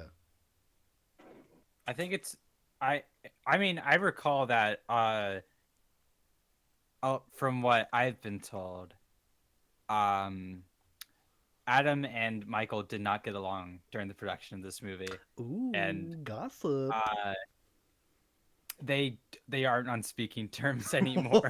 They aren't on speaking terms? No. Oh my That's God. hilarious. Yeah, they had to pretty much fake a lot during the premiere. Oh. The only and Oh wow. So all those photos, like all 4 of the directors hanging out together in the promo, they had to fake all that. Amazing. Oh my God! Yeah, because I remember they had in the premiere they had all 4 of them. Yeah. yeah. Oh wow, And that is another big thing that you notice is that none of the other 3 ever talked about the movie afterward, which you'd think they would have. Because it's the big thing that they were leading up to. Yeah, and you'd think there'd be interviews about it, Supposedly. but you'd get nothing, Nothing. which Nada. I think kind of does speak. Enough. Speaks volumes for sure. I'm hoping that they get Doherty back at one point. Well, Like, I would like to see him Yeah. come back. I'd like to see Gareth come back. I don't know if Gareth could. Maybe I don't would know. be interested to see what he would do after this point in time, seeing with Yeah. what Monstros has With become, his- what he would do with that. I want Yeah, 'cause Gareth to make Gareth is something that. that I would eventually like. Yeah, because Gareth is Yeah. very much a scale-focused kind of director. Like a lot of his movies focus on scale. Yeah. Like, Yeah. and the first Godzilla does a great job at that. I'd like to Godzilla, finally Rogue One, see something Creator. where I finally connect with a Gareth movie. Hasn't Did happened you, yet. did you see The Creator? I have not seen The Creator yet. I think you'd like The Creator. Maybe. still I need to watch it. too. It's on Hulu, right? I want to. Oh, there we go. No, next episode. No, I'm kidding. The Creator. The Creator uh, and his Jurassic Park movie that will be made in 5 years. Yes. If Yeah, he's that's still coming out- on. I think Well- it's coming out next year, actually. Because like they had David Leitch for like a week, Two and then days. he that left. was the one. I was gonna ask. What, That's so didn't he? funny. Didn't he like already leave? But no, that was David Leitch we were talking about. Yeah. Yeah, over creative differences. Yeah, no He dinosaurs. was for on. fun, I'm He was afraid. on for like a week. He was He like, probably wasn't actually on. He was probably just in talks. once he found out he can't put the dinosaurs on a bullet train, he was like, "All right, I'm out of here." I'm out. I'm out. Yeah. We had a Yeah. guy on a Screw you motorcycle. guys, Nah, I'm I want going the home. dinosaurs on the motorcycle. I mean, Screw at you this guys, I'm going point, I would home. take anything. Yeah. Yeah, the movie came out May of 2021. Was it We March all of saw it. 2021? It was I don't care March. anymore. I don't care anymore. No, I get Mhm. it. I get it. Yeah. I But Most of these yeah, movies come out in we've May all anyway. seen it. yeah. We've all seen it. Yes. Yeah, it sure was a movie. Yeah, Yeah. sure. Dad ought to do it. Dad ought to do it. Well, Another day, that'll another do. dollar. That'll I- do, movie. That'll do. Well, now it's time for the big moment, I assume. The big moment. You know, that's actually a thing that, like, in the lead up to this and watching it, it's like all the other 4 MonsterVerse movies felt like big events with build behind them. Mm. Like, you had the 2014 film, the big comeback for Godzilla after 10 years, and the first attempt at an American one in almost 20. Well, I guess like 15 years, but you know. 15. And you have King of the Monsters. We're getting the big 4 in a movie together for the first time in America, treating the monsters with respect. It felt like a big deal. There was big backing behind it from Warner Brothers. Godzilla vs. Kong, the big crossover for the first time in like 50 years that these two icons would be on screen again. 2 of the oldest film characters in Beloved. They all felt like events. This felt like the next one. That's a good point. Yeah. It What felt were we like building up The to? next one. Yeah. It just felt like this was the next movie and that was it. Yeah. Well, Yeah. Everyone, welcome to the Godzilla X Kong: The New Empire segment. Really? Yeah. Really? Should we just How? say spoilers now? Spoilers potential if we slip up. Yeah. Well, I mean, Oh, well, here's a fun one. You know that big shot they used in like the promos, the big iconic one of them roaring at the pyramid? Yes. Fun Yeah. fact, that's edited. They Yeah. edited something out of that in the movie. Yeah, Oh, after Oh. editing that thing out That's that right. you see in the movie. The lizard punched Spider-Man. Wait a minute. Spider-Man. Spider-Man. So yeah. There's something there's a third thing in that screenshot. Not telling you what. the Gee, I wonder secret what. third thing. The secret third thing. The secret third thing on the keychain bag. Yeah. All right, guys. So Godzilla X Kong: The New Empire, like what a team? They're gonna team. They're gonna That's team. not fair. They're gonna kiss. That's not fair. That's not fair. So I would say, Will, would you like to take it away for this one? You know, like, okay, I guess like in general, it's like I'm probably the most positive of the 4 of us here on this. Even then, I'm more just like it was fine. Mm-hmm. Mm. Yeah, I can't say I'm like angry I saw it. I'm just like Yeah, I'm not mad this about is it. like- I'm just the least I've gotten out of any of these MonsterVerse movies. Yeah. Like I'm Now, like- Bamason, you were probably the most disappointed though because you were the most excited going into this. yeah. yeah, I was. My energy leaving the theater was just like at an all-time low. Whereas I was just like, for me, it was like you know when- with everything I've heard, it's like my expectations were already lower anyway. That it's like after watching, I'm like, oh, that wasn't as bad as I thought it was going to be. That was fine. After the movie ended, there was a moment before the credits started playing. I was just sitting there like, eh. I feel like for me, part of it I'm was not also- mad. I'm just disappointed. I wasn't really disappointed because like the whole time from like the moment like we got that teaser with the title reveal last spring with Scar King sitting on the throne and it just says the new empire. It was like that set the tone. Or is like, okay, so what are we doing here? And then we got the first trailer. I'm like, I expect a gas station burrito out of this movie. But but William, you have to admit, Scar King, he's sitting on a chair. Yeah, he is like he's sitting an on a evil chair. Kong, like an evil Kong. Evil Kong. It's like my expectations just weren't that high going into it. Plus, also, the whole build up to this movie was happening during the time when -1 was actively in theaters. Yeah. Yeah, you So it's like, shoot yourself in the foot. So I'm like, I am still riding off of -1 right now. The trailer came out literally that weekend. Yeah, exactly. Yeah. Now, So it's like I'm still riding off the high of this movie, so I don't really care too deeply about this one. yeah. I remember when what's the director of -1's name again? Takashi Yamazaki. Yamazaki. I remember there was an interview between him and Adam Wingard, and I Yeah, remember just- you dropped like a picture that's just hydrogen bomb versus coughing baby. I could like listening to that interview, the way Yamazaki is talking about it, it's like I could feel like he's trying so hard to be nice right now. Holy shit. Yeah. Now, I want to be fair. I shouldn't be, but I want to be fair in saying that I don't want to necessarily compare this movie to -1 because Correct. I'm not either. I'm just Right, saying that exactly. like, I'm not gonna compare this. But to I know because I know I'm gonna get because I have seen people like in my comment section already on Letterboxd being like, "Oh, -1 this ain't." It's just like, yeah, no shit. You know, it's like I wasn't come expecting on. it to be But -1. also, I've seen all of the movies, so Yeah. like I can compare this to like the other. I would compare this to like the Heisei stuff, or like Millennium stuff, or late Showa stuff like Megalon. Yeah.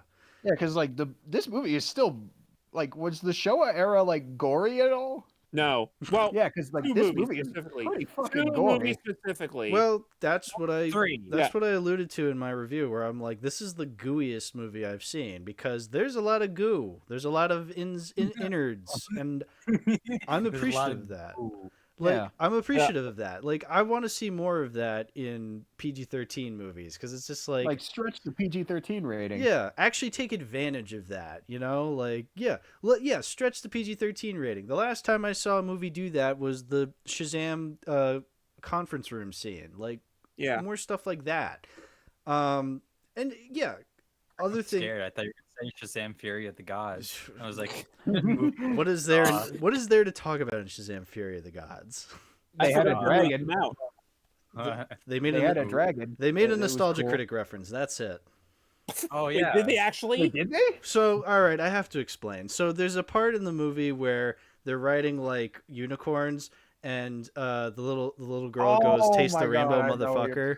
And you know, in the very famous nostalgia critic Care Bears review, that's when like they use the Care Bear stare, and he goes, Taste the rainbow, motherfucker. yeah, that I know it's a gigantic coincidence, but in my headcanon, it's a nostalgia critic reference. Honestly, Off topic, David I F. hope- Sandberg would do that. Off topic, I hope you're putting all of the memes Lili is posting in chat in the actual episode. I'll figure out a way to do that. When yes. Walmart milk is 30% off. I hope you put the Godzilla booty shorts in the episode, because I got the email from Rucking Fountain about their drop coming out while we're recording this. Godzilla booty shorts. Oh, God. I better see those Alright, this so- summer. Which does come into a big factor about this movie. Mhm. Toys. It is very blatantly a toy commercial. Yeah. In a way that I feel like has not really been seen since the Joel Schumacher Batman movies. The Mm. 1998 film created in a way to sell toys too, because I remember that one. Well, had, they like, hid the monster for the longest time too in that. Yeah. Like, he did not show up in the marketing for a long time. That's true, but I like, would say, like, for the Godzilla parallel, I would say, like, the Heisei stuff. Did they make toys of That's a Lot of Specifically in Fish? Japan. No. Uh, probably. Oh. Oh. They did make a Taco Bell Chihuahua that said, "I think I need a bigger box." I remember we were talking about that. Yeah. Yeah. Yeah. Uh-oh, I think I need a bigger box. Yeah, that's what he said. Godzilla, want something to drink? I couldn't find the plushies on eBay, but I found some. Anyway. Kong gets a new glove. Godzilla gets a new form. 2 new opponents to fight. We included Doug in the Suko toy because it wasn't enough plastic. Didn't we watch like a Minecraft Puppet Steve unboxing of like the Godzilla toys? Yeah. Well, the whole point that was Irate also so I could Gamer. tell you that Minecraft Puppet Steve is also Irate Gamer. Yeah. Well-known ghost hunter, irate gamer. Yeah, well-known ghost hunter Chris Bors. Yeah. I hope he's in the next movie. Yeah. You should. They didn't get AVGN for this one either. No, they got Michael Tay's 10-inch cock. No. Yeah. So I was looking for him. so this movie is basically what King Kong versus Godzilla made fun of. Yeah. Yeah. Pretty much. We get a Volkswagen ad. I'm sure I was very like the oh my god, the car in the center, the Volkswagen logo prominent. I'm just like, oh god, are you even trying anymore? I didn't even notice that. What It's scene like was the that in? Mercedes stuff with Jurassic World. Whenever Eileen Andrews is picking up Gia from school, Oh, okay. typically frame it the way where the clearly- car is more prominent than the characters. It's hilarious. Yes. It's funny because like the day of, a bunch of Volkswagen ads showed up on the Instagram page. Oh my god. Yeah, like this movie definitely painted itself as Warner Brothers trying to claw you in. Yeah. Like, Buy product. please. We swear to God, you guys wanted this movie. Go to FYE and buy all 4 chocolate bars and the freeze-dried ice cream and the hot sauce. I bought the chocolate bar and it tasted like shit. Yes. Which one? The toffee one. Which one was that? Was that It was the one Godzilla's, that- Kong's, Shimo's, or Scar King's? It was. Oh no, you're talking. Whoa, talking about the one at Circle spoilers! K. Spoilers! Whoa, can't mention Shimo yet. Shimo is the worst kept spoiler in this movie because the toys came out months beforehand, and This then is the the second Chinese time ad of- also showed them. This is the Yeah, second time that a monster was leaked because of the toys. Like No, it's the Third. third. Because Burning Fourth. Godzilla and King of the Monsters was leaked. Technically fourth, because the Destruction City set had the Mutos, and that came out in March. Okay. So they gotta get a every better- movie besides Kong Skull Island got it. Yeah, Good job, Kong Skull Island. yeah. You kept You your know, secrets. not that it was doing a great job at it. Yeah. Well, we all knew going into Godzilla was going to be at the end. Well, I was talking about the skull crawlers. Oh, 'Cause you right. got one little Oh, they were in toy. the trailer. You got that one little toy. Oh, so Well, even they were even also in the then. trailers. Yes. Basically, what we're saying is the MonsterVerse is very bad at keeping secrets. Yeah. Yes. Correct. Just like this movie. Movie? I think you mean commercial. Yeah. Oh, man, I really want to drive a Mercedes. No, not a Mercedes. That's Jurassic World. Volkswagen, get your product placement correct. You know, there Ow. were games in Mario Kart. How I just imagined okay, spoilers. I just imagined like Mothra being like Leonard Nimoy in the the fucking monorail episode monorail of The episode. Simpsons. Like, No, you can't crash the heave. You have so much laughter to give. Well, my work is done here. What No, Dan Stevens, you can't die. You didn't do anything. Now that we mentioned her, like I love that Mothra's entire role in this movie is to show up and say, "Cut that shit out." and then that's all she She's does. just like, break it up, break it up. I fucking knew that was what was gonna happen. It's like she's gonna go up there and tell him to cut it the fuck out, and that's her role. And he Also- instantly believes her. Brilliant segue into retconning. Retcons. Yeah. Because there were 2 different times where they were gonna have set Mothra up again, and both times those scenes got cut. Yep. 'Cause originally in King of the Monsters, there was going to be a post-credit scene, a second post-credit scene that shows both Shen and Ling going up to in China, going somewhere, and then you see two younger twins who are in front of a Mothra egg, setting Mothra back up. Which are seen during her talk to Mark about The photo. her being a second or third generation monarch. Yeah. Because you see the photo with all the other twins. Yeah. But yeah, that scene was storyboarded but never filmed. Yep, and then here we are again. We've completely retconned Chen and Ling out of the MonsterVerse. And the Iwi are now basically the Infant Islanders. Just cause. Sure. Yeah. Yeah. Just because they are. Just Yes. cause.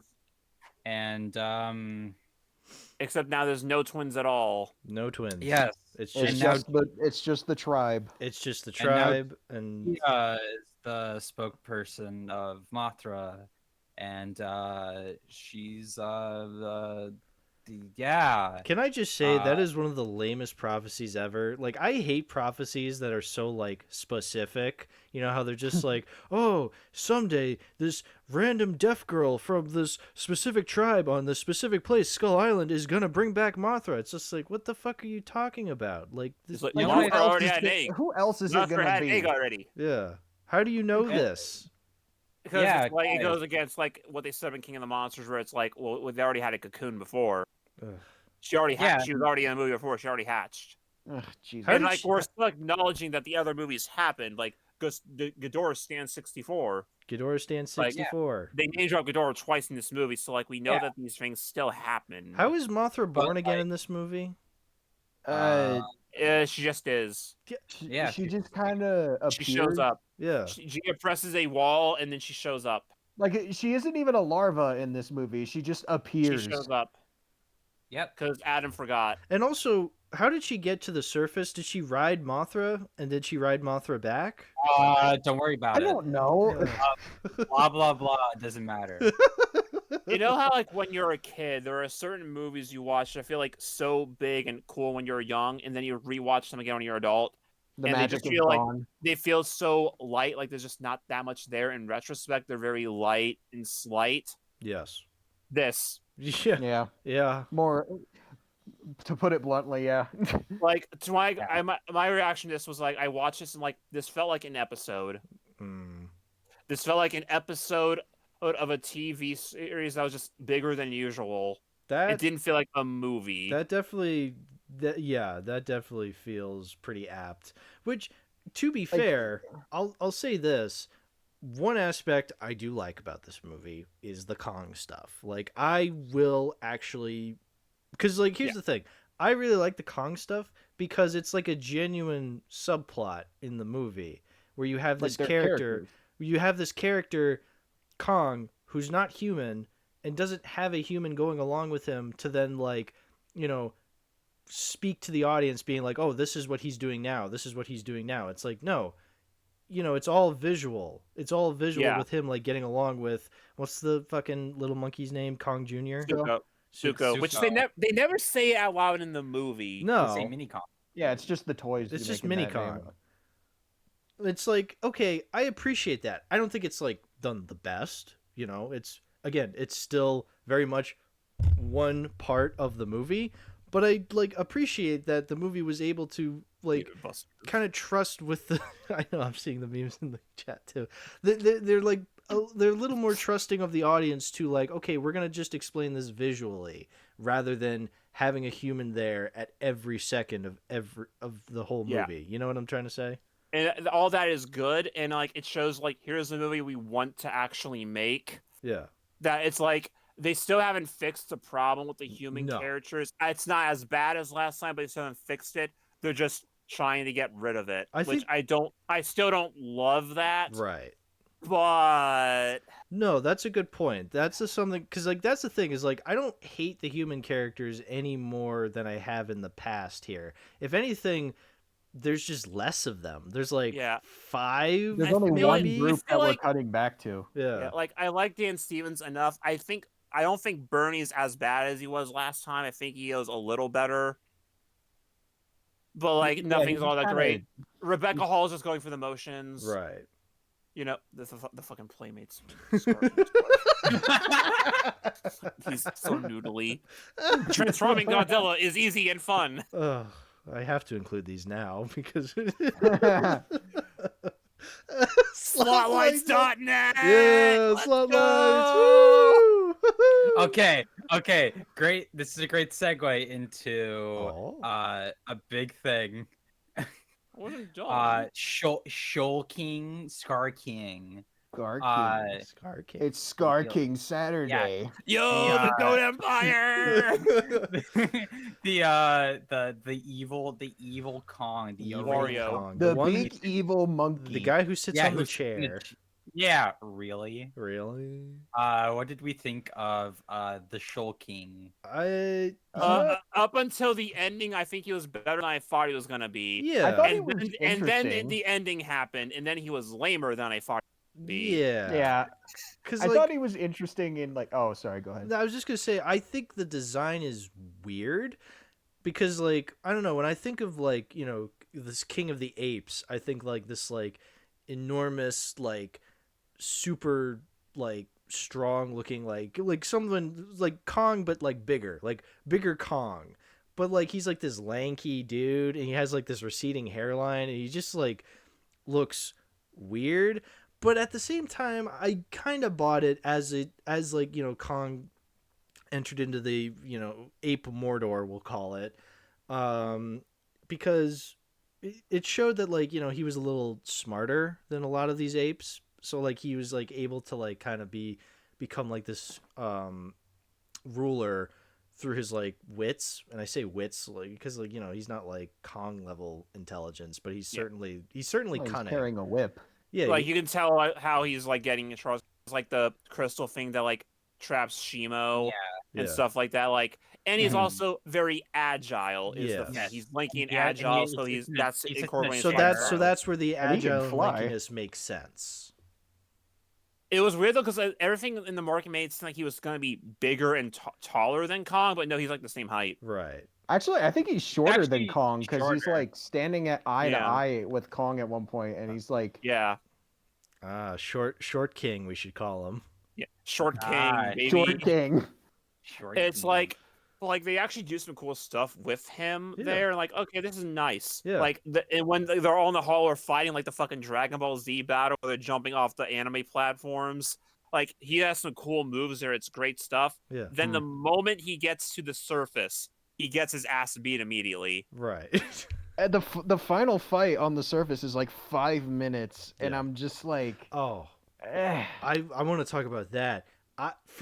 Like that's when I was like immediately like, all right, this is going from a 5 out of 10 to a 4 out of 10 because the fight in Rio was unintelligible. Like, It's just way too short. oh my god! Like- But like, it was shot so terribly. I was like, what the hell is even going on? Like, Well, it wasn't even shot because it's all CG. yeah, no, it's Well, all yeah. CG. But like, that's the thing is like, at least like I was thinking back to like the final fight in Godzilla versus Kong.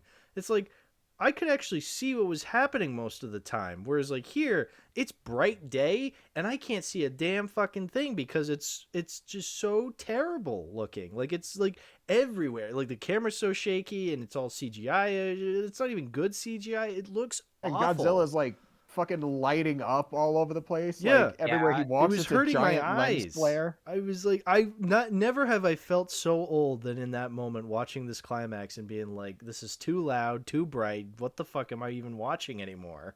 Like, remember when I said earlier I left the theater feeling very like my energy was like at an all-time low? Yeah.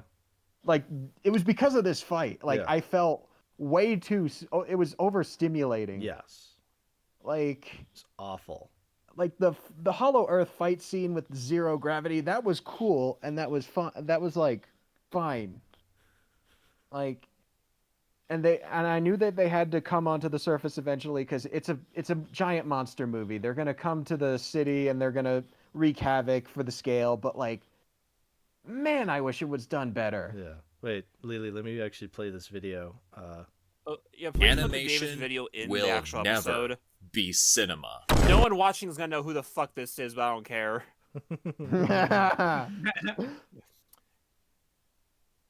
But Me after watching GXK. Dave is finding out he's in someone else's random podcast against his. I had another interesting thing about Scar King. I liked when Scar King was kind of being this evil dick when the movie was just like showing it to me, right? Yeah. Because there was the scene in the cave where the humans were just kind of explaining who Scar King was, and I was Yeah. just like, I don't want to do this. Like, show me Scar King being evil, and they kind of did do that. They did. Like, Yeah, like when he first shows up, like he's like mocking Kong to his face with everybody else. Yeah. He Yeah, kills and- Zuko's dad right in like front of him. he drop kicks him into a pit of lava, and I'm like, come, that's cool. Like, show more villains that way, please. And Yeah, it's like then they that's just why. cut back to the cave, and I'm just like, no, no more of this, please. Also, it was a weird way they explained Godzilla, the monster who ate a star. so That's That just was- like Ghidorah. that was Yeah. in the novel for Godzilla versus Kong. It was Okay. basically that Godzilla devoured something and became evil. Oh, right. The Oh, novel that we all read, of course. Yes, only 2 people read. See, like I assumed that was like a like, oh, the stars, radiation. Got it. Yeah, that kind of, sort of, sure. Well, blah blah blah, doesn't matter. Why did they write all the exposition in a room? Why did they even try writing the exposition? The movie. The movie isn't Plot. movieing.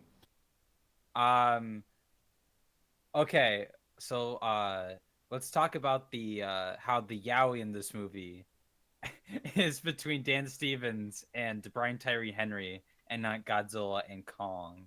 I'm gonna Yeah. kiss you on the mouth. Runs into the heave. Doesn't kiss. Well, you know what? I was all for Dan Stevens, and then he became bike cuck because he's just like, oh, this mosquito, it needs my blood more than I need it. It's just like, shut the fuck up, dude. Are you fucking serious? You're not even Go gonna kill a mosquito. Go Like, hug a tree, hippie. Go hug a tree, you fucking hippie. Oh, that. Ugh. So, immediately. That guy just Oh. that guy got eaten by a tree. This does Yeah, walk go into hug a tree. Yeah, That's go what I hug mean. that tree specifically. My That tree big issue with this specifically. movie definitely is the overuse of copyrighted music. Like, yes. Yeah. In GBK, Bro in thinks he's GBK, Guardians it was of the Galaxy. in GBK it was definitely fine Yeah. because it was used with a definite purpose. Here it's used as like kind of a how much can we fit under 2 hours? It's used because Dan Stevens just has his iPod plugged into the heave. See, I wouldn't mind it if the sound mixing was better because there were Yes. times when like the sound mixing where I'm like, oh, this is gonna be so cool. We're gonna hear this like licensed song and this cool action scene, and then it was just like, and I'm like, I can't fucking hear the song. Like, Yeah, speaking of sound mixing for this movie, god awful. yeah, this is the I- This is probably one of the first times I agree. Like, because I Yeah. usually hear people like hate the sound mixing in a lot of movies, and it's like, yeah, depending on the movie, I'm like, yeah, I can definitely hear that. Or sometimes I guess I just happen to be in the theater on a good day. But like, no, this was awful. I was like, I can't fucking hear the music. Like, this is I was remember- in the center of the theater, like in the front center, yeah, and it was just like, what the fuck happened? yeah, It felt Yeah, very muffled at times. yeah.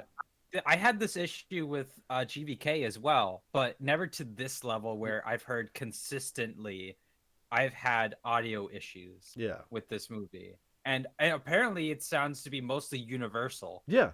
Yeah, that's the thing. I was Which- willing to blame my IMAX theater because, you know, my AMC is not the highest quality AMC theater I've been to. But, like, the fact that you had problems with the audio, it's like, okay, so no, this is just a movie thing. Damn, now you gotta go Yeah. see it in Dolby to confirm. Yeah. Now I have to. Uh, I'm just gonna release the movie with just the center channel. Yeah. Oh, also, we got to talk about the shot in IMAX. I didn't see it in IMAX, so I can't. I well, did see it so- in IMAX. The thing is, you could this film does a last night type of thing where it switches Oh. the aspect ratio. Oh And you can no! tell that the only thing that really is in IMAX is the CGI moments. I thought I noticed that. Yeah, I thought I was like going crazy. I'm like, is the aspect ratio changing? But like, I didn't really notice it, probably because I saw it in IMAX. So like, I wouldn't have noticed it. But I feel like every once in a while, like something would shift, and I'd be like, wait a minute, something's different. Yeah, But then I just kind of like shook it off, like, probably nothing.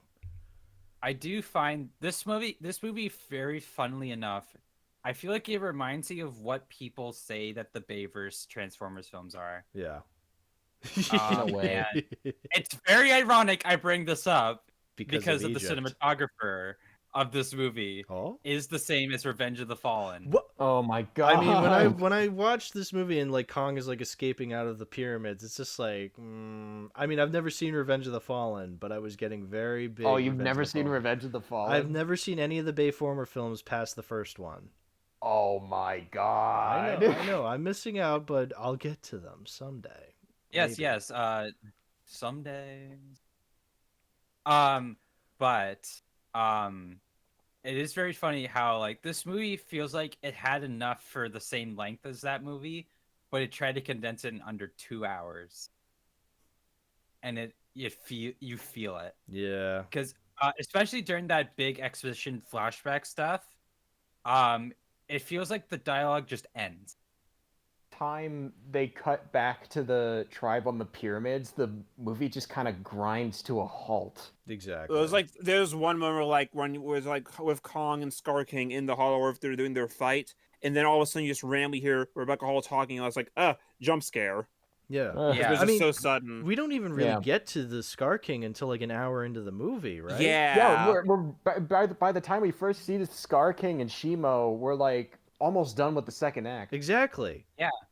The first half of the movie is about Kong going to the dentist. Like, Yes, 'cause and it's Volkswagen. mostly just that and Godzilla going to have a quick stop at Thobi's and loading up his plate. yeah. Like when Yeah. when they had the whole dentist thing, I was just like, really? We're doing this?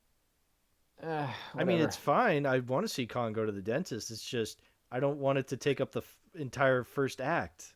It's like It's that it takes a while for them to actually set up what the problem actually is. Right. Yeah, we don't find out the conflict until like the movie's already halfway over. exactly. Until Yeah, the conflict we is don't- happening. I mean, we kind of see the Scar King when he destroys the Monarch outpost in the Hollow Earth. Like we see his eye in the security camera. Yeah, but you're supposed to like- you're supposed to think that's Kong or something. But then like Kong they don't. doesn't have eyes like that. But again, Come they don't- on. they don't yeah, commit to yeah, that. prove it.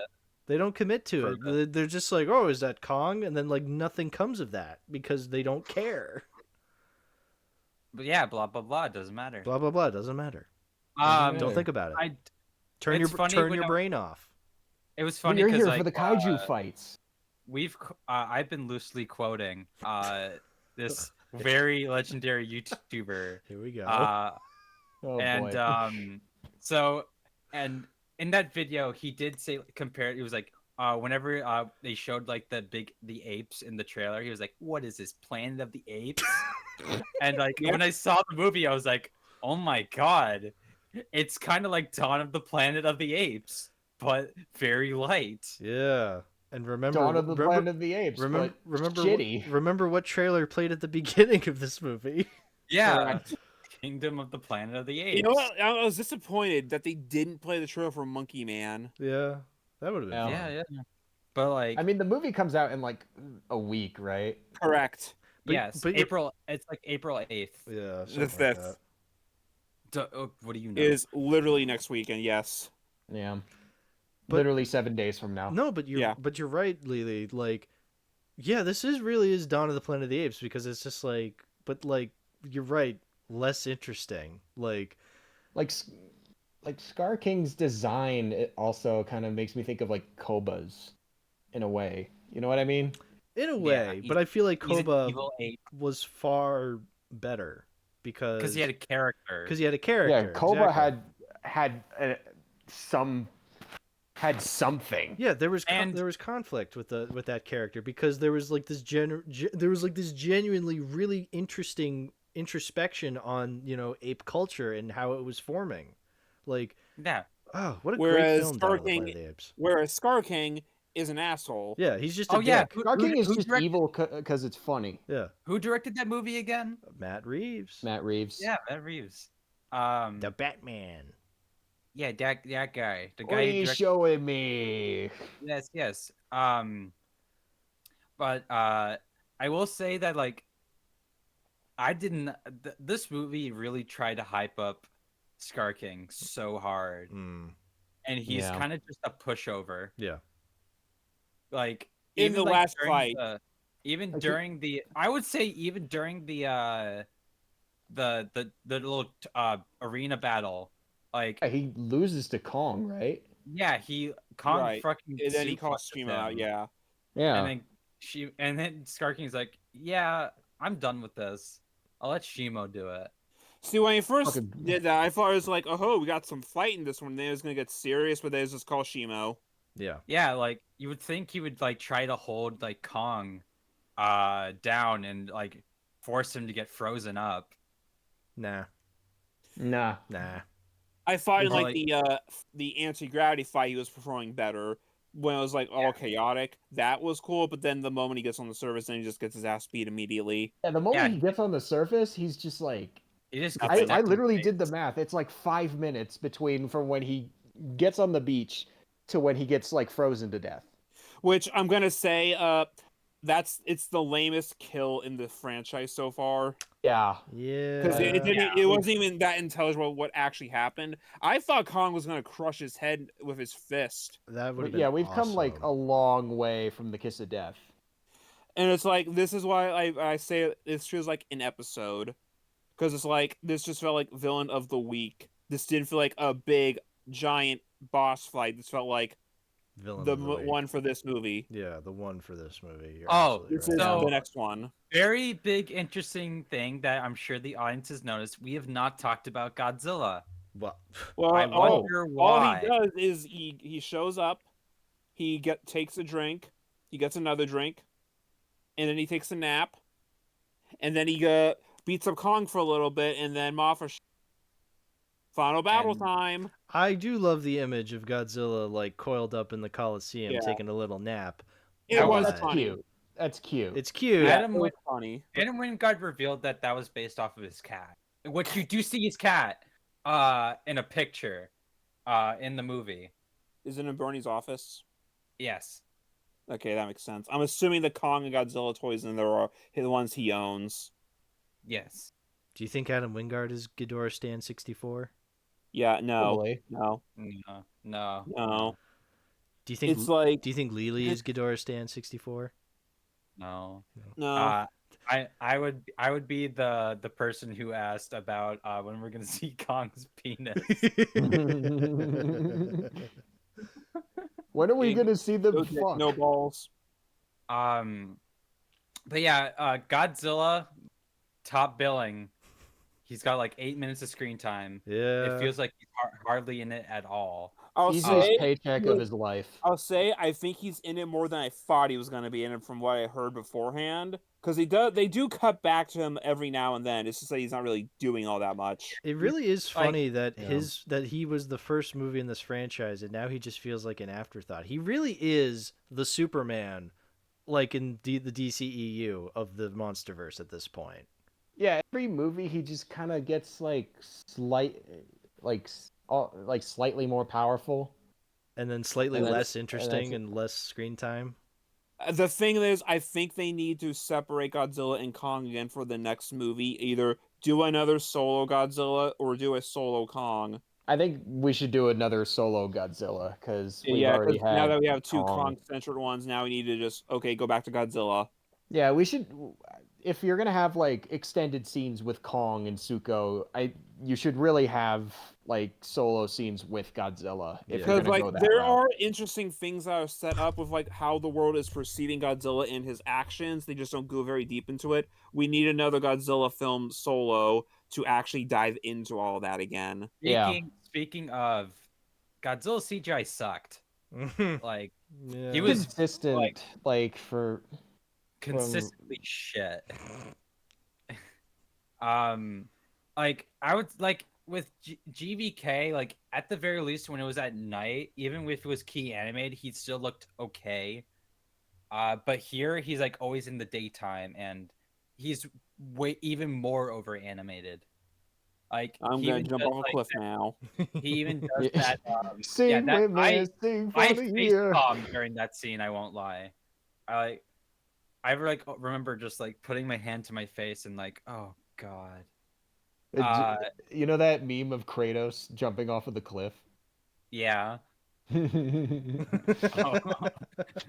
Like guy every from time Fortnite? Kong, Sing with me, you know, sing ev- for the year. every time Kong looked at Shimo angrily, I just imagine saying, "Boy, Boy. Boy. boy, lead me to the apes, boy." But like I remember there Godzilla, was Godzilla does the brow raise, and it's like, oh, I don't think the model's supposed to do that. there was the one scene supposed to do in the Rome where rock he's like walking brow away raise? after getting up from the Colosseum that just looks off. Yeah. The shot that sticks to me is like at the end of the movie when he like looks at Zuko and Kong and Shimo after beating Scar King, and he just looks like smiling like, "Hey, we did it, boss." It was like, what the fuck was that shot? Also, Yeah, I found the shot. It oh, you looks found it. yeah. Let me put it in. Oh god. Spoilers, by the way. Spoilers, by Yeah, the way. like Which something we've been about spoiled. this shot just looks off. Like, do you see what I mean? Yeah. It's probably the lighting. Yeah, it's probably the Like- lighting, but The lighting, it's probably because like when he's moving, it just definitely looks off. Like Right. I can try and see if I can put a GIF in. no, but But, I know what you're saying. Yeah. Also, Godzilla is doing more running, and it looks way worse. Yeah. He also just straight up killing the other Titans just cause now. Just cause. Yeah. Like also- the movie opens. I hope you weren't a fan of Skilla from King of the Monsters, because Skilla's fucking dead now. And also Godzilla fucking jumps even higher. And Well, he, But can he get much higher? we can get much lower. Well, we went lower into the Hollow Earth somehow. Yeah, exactly. Yeah. But I think a big point, and we kind of get a glimpse in whenever we saw like pics of the art book. This evolved design feels extremely last minute. It's pink.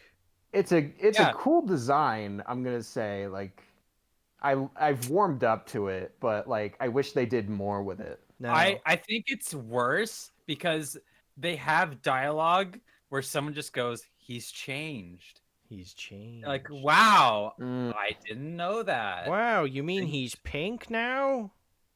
But He's like, grabby. He's woke. it's funny because like him evolving is like completely irrelevant because we already see him move at that speed earlier in the movie, and all he's really getting is just a different heat ray, which he could have probably achieved through other means.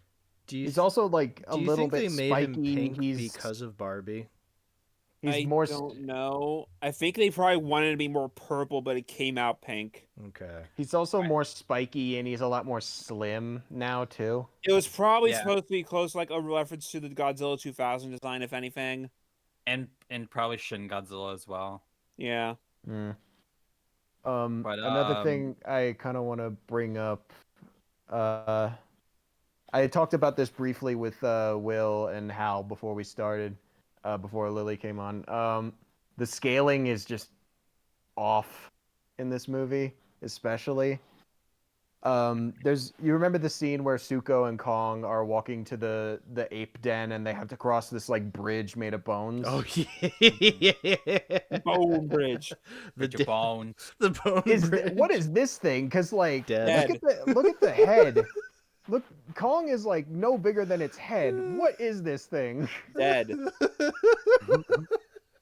It's dead. It would, I was talking about this with a friend like before I jumped on this call, and he brought it up, and I was just like, "Oh my god, you're right."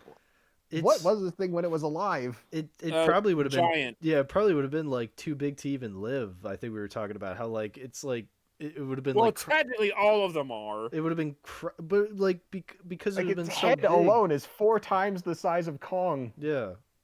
It was a giant super creature that then fucking died because Yeah. it couldn't feed itself because too big. It was too big. It probably like got crushed under its own weight. It was And now it's a bridge. and now it's a bridge Now it's for some reason. great, cool. Cool visual. Yeah, no, it does go It's hard. cool, very Elephant Graveyard like. Yeah. But when you think about it, it's like. I mean, if you want to go further, Zuko in this movie, the baby, is bigger than Kong was when he was in Skull Island. Yeah, that is mind-boggling. Yeah. But just don't think about it. You're supposed to turn your brain off when you watch a movie. You came here for the monster fight. I just think it's funny. It is extremely Big hilarious. baby. Yeah, big baby. He's a big baby. I can't believe Kong's a manlet. That is so like him. He was the runt of the liver Yeah. of the litter when he was born. That's why he's so small. That's why he's In a miracle, he got big. Yeah. Be like more like Yeah. Zuko Kong. The best part of the movie was when Kong used Zuko as a club. That was That funny. was funny. I actually was laughing when that happened. Yeah. I love that. It's- Honestly, I thought I was gonna hate Zuko just because Scrimblow to sell toy, but he was actually a lot better than I thought he was. Yeah, because he has an Zuko arc. is probably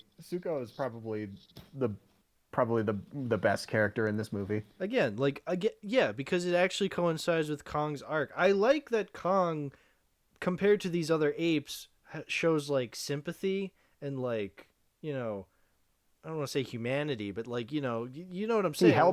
He helps one. He tries to help one guy up. Yeah, he's showing Yeah. like generosity, He's showing compassion. compassion. Exactly. It's like that's cool. I like that. I like to show. It shows like what separates him from these other apes, and like Now what do he the can- same for Godzilla. Exactly. Yeah, give Yeah, just Godzilla. do that for character. Godzilla. It's Yeah. not that hard. Yeah. Again, the Kong stuff, best parts of the movie for me. Now do the All same right. for Godzilla. Now do the same for Godzilla. So, Yes. what was the new empire? That's the question. That, It's because they need a subtitle. Oh, like wait, what is this? The Force Awakens? The fact The that there- Empire Awakens. a week ago, Frozen Empire came out. It's just a word you throw onto a title to make it sound cool. yeah, Yes. but yeah, you're right though. It's like, oh, it's just a generic subtitle. I hate that in movies when they're just Yeah. like, oh, generic subtitle. It's just like, what is this title supposed to Godzilla be? Rebirth coming soon. Godzilla Reckoning.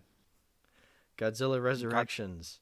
The one, Oh, the, no. the movie where Godzilla realizes he's in a movie until halfway through they're like, nah, it was all real actually. Never mind. And then he there's a clone of another monster, and it's his baby.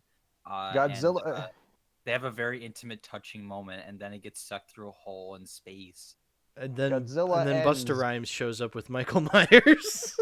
And he goes That- trick or treat, motherfucker. Hey Whitey, happy Godzilla- fucking Halloween. And then Godzilla has a nightmare. Yeah, on Elm Street.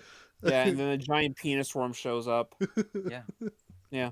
And then when the penis worm sees Nancy, he goes, "You," and then Godzilla kills him. Yeah. This movie sounds awesome. Are we gonna say Bamason? Pitch this to Legendary. Yeah. What do you think the next one's going to be called? Because like I hear that the movie actually is doing well enough right now in terms of like money, and apparently the budget was low this time. It was only 145 compared to like the others, which are like almost 200 or more. Right.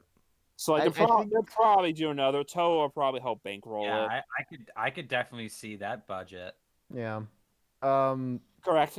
Like, what do you think the next one's What are gonna they be gonna called? do from here? Like, Yeah, 'cause what else there was can no they credit do? scene. There was nothing. They didn't set anything up. So it's like, what are we trying to do now? Well, we know that we're getting a second season of Monarch, which is probably gonna connect. I guess Hopefully. caught him to GBK. I'd like to see them try.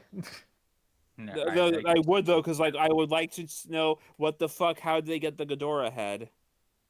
But like, what else is there to do from here? It feels like the. I don't want to say the bar, but like. Just here's the thing, because like not even just the Monsters or so, but this is a 70-year-old franchise that's still finding new things to do. They can think of something. Anguirus solo film. And Gears. Hell yeah! Yeah. I mean, Mothra's back. Mothra is still alive now. Give her a movie. Yeah, Do Godzilla and Mothra as the heroes of a movie together. that could be cool. I'd watch that. That sounds Godzilla cool. X Mothra. Fucking The new empire. Godzilla X Mothra Rebirth. There you go. Wings of Redemption. Godzilla Mothra Wings of Redemption. Godzilla loses the fight. I just can't do this. I can't take this shit no more, man. Look! Or what does he say? Isn't that what he says? Like, look here, listen, listen. I think that's what it is. Look, listen. Look here, Look here, listen. I wonder what Toho Kaiju are they gonna bring in for the next one? Are they gonna bring Anguirus into the fray now? Or are they gonna give us Gabra in the Monsterverse? How would they do Gigan? Ooh. Very carefully. The answer, they're not gonna. I don't want them to do it at this point in time if Adam is still Or- involved. Ooh. Or Destroya? Destroya, they have an in for already. Remember, the Like- Oxygen Destroyer and King of the Monsters, they have an Yeah. in for Destroyer already. They have an in for that, so like they could easily say Honestly, the oxygen. like, Hedorah makes a lot of sense to put it. Well, Ooh. Hedorah made sense after King of the Monsters because like all the big themes about nature and everything, but now we've kind of forgotten all that. So Yeah, now nature is Hedorah kind of an doesn't. afterthought now. Okay, be all end all. I think Adam needs to go away. Yeah. Have him look. Adam, do your Thundercats and Face Off movies. Let Mike or someone else come back or someone new do it. Do you think? Who do you think would be like a good director? Anyone? Honestly, anyone that's not Adam Wingard. I would Like, love to see anyone could do it. Shyamalan I mean- take on Godzilla. I would be interested in seeing James Wan do this. That could be cool. Like that, his movies are like so. They're just covered with excess. Okay, you know what I mean? The movie opens, Godzilla's chained up, Oh, and then Jigsaw. guy can't be like Gabriel. Oh. Yes. No, Guy Gan walks Honestly, in that and would be be like, I that want would to be play a game. incredible. He does have a jigsaw in his chest. Exactly. See? See, Same that's brain what- cell. that's what- Legendary. You know- Write this down. James Wan. Like Gigan would be interesting. Like if they like you see the biological version first, and then later on like Apex takes him and upgrades him or something. You see it in like the opening credits. Oh, that's something we forgot to talk about. Like it was one of you guys brought up earlier that like they felt like they had enough for like a much longer movie and condensed it. I think the opening kind of cements that because like this is the only one where the credits are not like the whole newspaper kind of thing that they've been doing. Like you see, Oh all yeah, the it's historical just stuff. like fights in It's the like- background. You see like a Rebecca Hall giving a presentation, and then stock footage plays, and that's where the credits are happening. Yeah, she's just You see in charge Godzilla of fight Monarch Skilla. now. And it's like, well, she's in charge. She's not even actually in charge of that division. Even she's just involved, which She's you just- think she'd have a more important role in there after what she did in the last movie. Yeah. Well, that's another thing I wanted to bring up. The whole like Rebecca Hall and Bernie like meeting. How she's just like, remember we met in Hong Kong? It's like, no, you I didn't. don't remember that You actually. didn't meet. This was I guess- years after. You know, honestly, I felt like Bernie was actually just part of Monarch at first, going off the trails. Like after he helping beat Mechagodzilla, that he would have been like added to Monarch. No, he's still just doing the podcast. He's just doing the podcast. Oh, I can Yeah, relate. He Mm. won't work for the government. But like, he better fucking be working for them now after this. Like he's been to Hollow Earth. Like Yeah. just give him a job already. Because trust me, the podcast is not paying the bills. Correct. No. But it's like stuff like that. It's just like this makes it feel like this is an episode of a TV series and not a full movie. Yeah. It's feels slight. Like, I'm probably still the most positive because I still had fun. Yeah. But like, there's definitely like there just wasn't a whole lot, and I knew that going into it. Yeah. I think That it's like, I think this was fun. I would like to see someone else do something more with this because, like, all right, we saw what Adam can now do with by himself. Because, like, I was willing to give him the benefit of the doubt that GVK was cut to pieces. So let's see what he can do when he's like given free reign. And the answer was he didn't do anything. Let's get someone else in here. Get Mike or Gareth back. Get Jordan back. Get someone new. Yeah, get a fresh pair of eyes. I think it's funny. Godzilla and Kong again. You go. I think it's funny that you say that this felt like a an episode of a TV show, because like Monarch: Legacy of Monsters, like an actual TV show, Correct. You know what I had mean. bigger though. stakes, and Correct. actual stuff happening comparing it to this. Well, I'm not talking just about Monarch. Just like in general, like that kind of a concept. Like you watch like a movie based on a TV show, and it just feels like a big episode. Yeah. That's what this felt like to me. Where it's like this felt like a regular thing. Like, oh, like certain Nickelodeon shows used to have, like big event episodes that just felt like normal episodes that weren't really all that special. Mhm. That's what this felt like. This felt like the equivalent of that. Yeah, but you get what I mean when I'm using this comparison, though. Like, Well, yes, I understand. Monarch had bigger stakes, yes, and it Yeah. was trying to connect the other movies, where this felt like it didn't really care about the other movies. There are some references here and there, but like a big thing that also cements this for me is that like it felt like it was just retreading things we've also already done. Like the parts where like they're exploring Hollow Earth on foot. This is just Kong Skull Island again. The parts where like we're jumping all the different countries. This is just King of the Monsters again. Godzilla and they're Kong fighting in Egypt. This is just the last Godzilla movie again. versus Kong. Godzilla's literally doing the same stomp thing he did last time. Yeah. And again, those Yeah. other Where movies this are is a far retread. better. Well, three of the movies are far better. Yeah, Godzilla versus Kong, that's true, is like about the same level. It's just give or take. Honestly, I don't know how I'll feel about this later, but like right now, I feel like I would rather rewatch this than Godzilla versus Kong. Mm-hmm. Because like there are still some things that like I can look at and appreciate, like Rebecca Hall in her relationship with Gia. They're at least trying something there. Yeah. The stuff of like what they're doing with Dan Stevens and Bernie, they're trying something. It's not great, but like they're trying something, and I can at least appreciate that. I think They're it's cool I think it's a things. matter of too little, too late at this point, though. Yeah, like Yeah. at this point, we've seen what Adam is willing to do. He's clearly not willing to do enough. Right. Yeah, just get someone else, please. Like this is like okay, obviously -1 was one that was marketed as the 70th anniversary film, but this is the one that's actually coming out in the 70th anniversary year.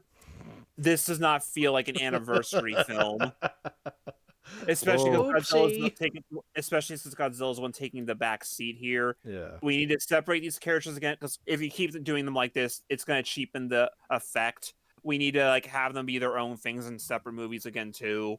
So like, it was cool you did your Godzilla and Kong movie. Now just do a Godzilla movie and just do a Kong movie again. Right. Yeah, just Or preferably just do a Godzilla movie, movie. if anything. Yeah, preferably just do a Godzilla movie solo first. Yeah, because like we've already had our fill of Kong-centric. Kong. Yeah, I love Kong, but we've had 2 Kong-centric movies in here now. Like, if you're not willing to give them equal footing for this, do a solo Godzilla film again, and then we'll see where we are after that. Yeah. Right. Hell, do a Beast from 20,000 Fathoms remake. It's called Oh, the wait. Monster Verse. Oh wait, they already did that. Godzilla 1998. Okay, now do it good. It's called the Monster Verse, not Godzilla Verse. Hmm. Do Yeah, other that's- monster movies now. I understand the economics of the situation that Godzilla is the marketable character, that he puts butts in seats, but this is the Monsterverse, and you can't have every movie be a global world-ending threat. You need smaller things. Yeah. Do them. Do Beast of 20,000 Fathoms. Do other things. Develop Monarch as a thing with a core set of characters. Show other Titans too. I want to see Ebera. Like Like not just Titans that are just gonna be killed off by Godzilla in like 5 seconds. Yeah, like we saw, like there is that map of the world in King of the Monsters shows other Titans we never see. Like Quetzalcoatl is mentioned, Orochi is mentioned. Show them. There's that giant mammoth in fucking Germany. It's like, come on. Yeah, like Behemoth. Everyone loves Behemoth. Behemoth. Show Behemoth. Yo, what about Methuselah, the giant mountain dude? Do something him. with Rodan. Do something Yeah, with Rodan's Rodan. still well, they had to pay Toho first. That's true, but like still Rodan is still around and he's Yeah. a fan favorite. Because he's one of the big five. Yeah. Like do Which, for something those who don't know, the big five: Godzilla, Mothra, King Ghidorah, Mechagodzilla, Rodan. The five that show up in every era, the most popular ones. Yeah. But like they should do something with him because like I feel like he was underutilized in King of the Monsters. Underutilized, but he was also like had some of the best scenes. Yeah, that's true. For the IDW books, there's the Godzilla Rivals miniseries that like there were a series of one shots pitting different monsters against each other. The first set of them was Godzilla versus a different monster, but then the second wave was like not Godzilla, two monsters going at it. Like the best one is Rodan versus Ebera, and it's like there's the research station in space that's studying Rodan and Ebera. They get loose and they fall down this tube going back down to Earth, and it's like a series of escalating stakes of them fighting that could like blow up the whole thing and kill everyone. And it ends with them going back to Earth, and now they have to get Kiryu involved to help them land before Godzilla shows up to fuck them all up. It's a fun comic. I recommend it. The only comic I've read from Godzilla was Godzilla Half Century War. Well, that's also one of the best ones. Yeah. But it's like the Rodan versus Ebera. It's like there's a series of escalating stakes, just like Rodan scene in King of the Monsters, where it's like Rodan is bursting out of the volcano. He is flying over the city and trashing it. He is now chasing the fighters, and they have to fight him. And now Ghidorah's showing up. And now Godzilla showed up. And now the oxygen destroyer has been deployed. Like the Rodan stuff in that movie was great. He was probably like he was underutilized, but also one of the best utilized. Yeah, like they could have. I wish they could have used him more, but like I'm pretty grateful with what they did with him. And now Mothra shows up just to tell Godzilla to shut the fuck up for 5 minutes and go to work. Worth it. At least we'll get a Mothra toy in a couple months. Probably. Maybe. You know they will. They made a Doug toy. Yeah. Yeah. All bets are off once the Doug toy gets made. They made they made toys of Warbat. Oh, we never mentioned Shimo. Did we? Like we. I mean, like we never talked about her like exclusively. She's in the movie. She's in the movie. She was She's frozen there. today. She has ice powers, and she when Scar King's crystal is blown up, she is free and can kill him. Because that's how it works. And now she's a good guy. I A guess. pet. We saw Kong ride her at the end, and we saw Whoa. Zuko riding Kong. Which was really funny. It's just like, oh, you're free now. No, just kidding. I'm still gonna ride you like a bitch. Oh, I wouldn't say free. More like under new management. New management. Shimo hits him with the dehydration gun. Literally. She's a living dehydration gun. Hal sent a picture of Shimo to James with no context, just saying dehydration gun. Yeah, okay. I'll do that right now. But how about that score, huh? It sure was there. Yo, I loved Mothra's song with half the notes missing. That is all I can add about the score. It's the same thing as last time. What about you, Hal? Same song and dance. Yeah, same thing. I really nothing stood out to me this time. Nothing substantial. Exactly. Yeah, when you could hear it. Yeah, that's when you another could hear point. it. Yeah.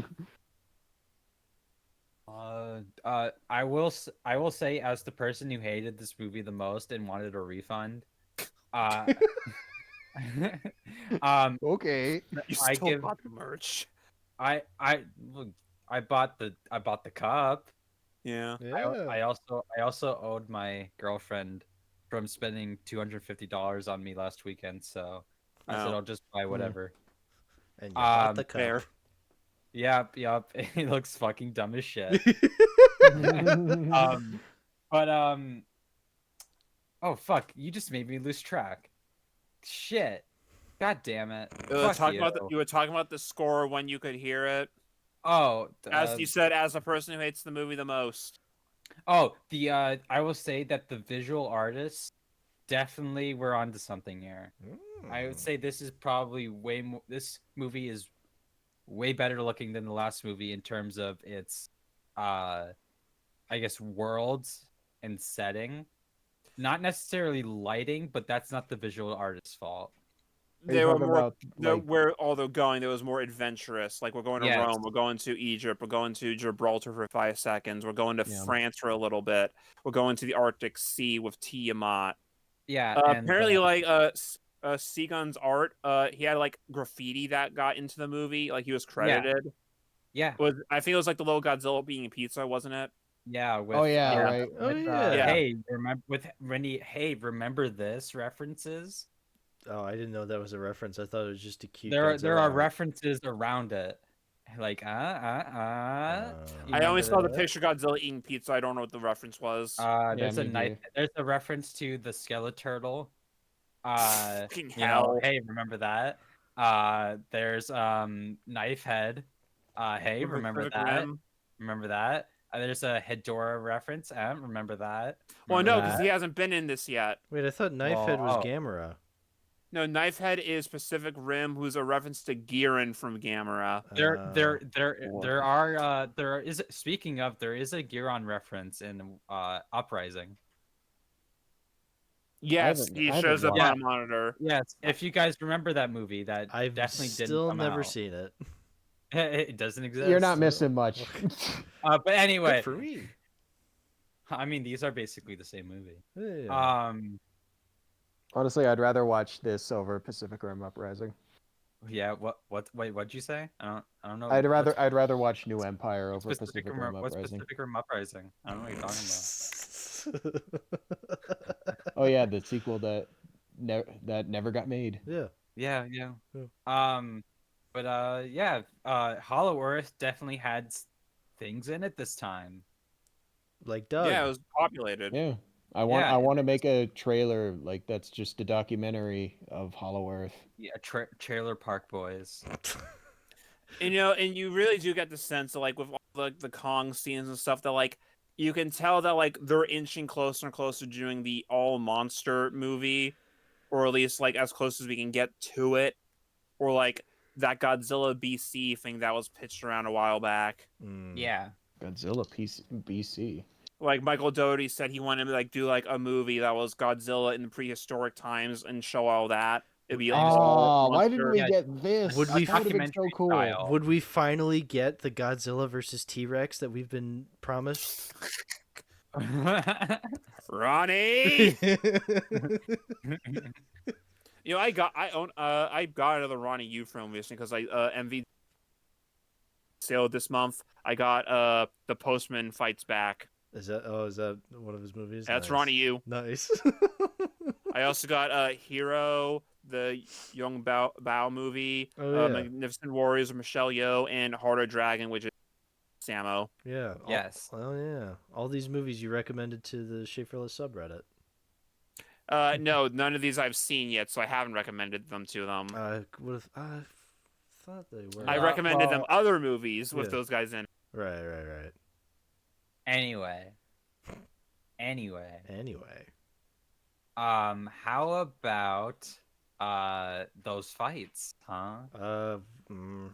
They were fights. Yeah. They sure did. I remember nothing of the final fight. Yeah. I think the best fight for me was probably the zero gravity fight. Yeah. Because seeing how agile Scar King was, that was cool. It's just nothing particularly stuck out about any of them, other than that one.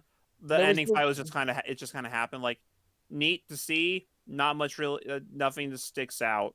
There was the scene where Godzilla and Kong meet in Egypt and they're like fighting, and I was just sitting there like, man, do we have to do this right now? I mean, I think the fight was just funny because it was just like you could tell like Kong's like no. Yo, And then he just chill, gets- yo, and then he- chill. And then he just gets pissed off and just starts punching the shit out of him. Yeah. Yeah, that was like When I he thought fucking that was gonna last, like- yoinks Godzilla and like starts dragging him like get the fuck in the hole, you stupid lizard. Yeah, like I thought that was like gonna last like a minute, but no, it lasted for a bit longer. And then Mothra shows him like shut the fuck up, you two, and get down there. Yeah. Get in my hole. I mean, Whoa. Pause. Hold up. Does Mothra Moving have a on. vagina? Moving on. Do you guys think Olivia fell asleep to the podcast yet? I'm falling asleep to the podcast. Yeah. Not because it's I've- boring. I think it's great that you guys are like talking about all these things. It's just 11:30 at night. Yes, And, yes. and we start at 8:00. Yeah.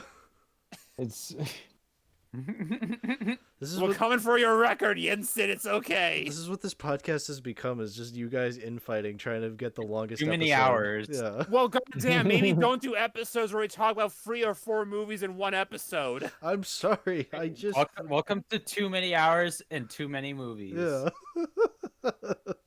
Monk. there really was just too many movies. Yeah. And too many hours. In too many hours. When Wow. you have 4 people in one episode. I was worth it. I regret nothing. I feel like we've covered the bases. Yeah. Let's get to talking about our overall conclusions on this quadrilogy of epic monkey lizards.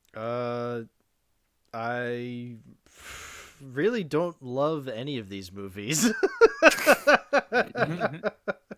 I think these movies all suck. Godzilla sucks dick. Yeah. End episode right there. No more. I'm sick of Godzilla.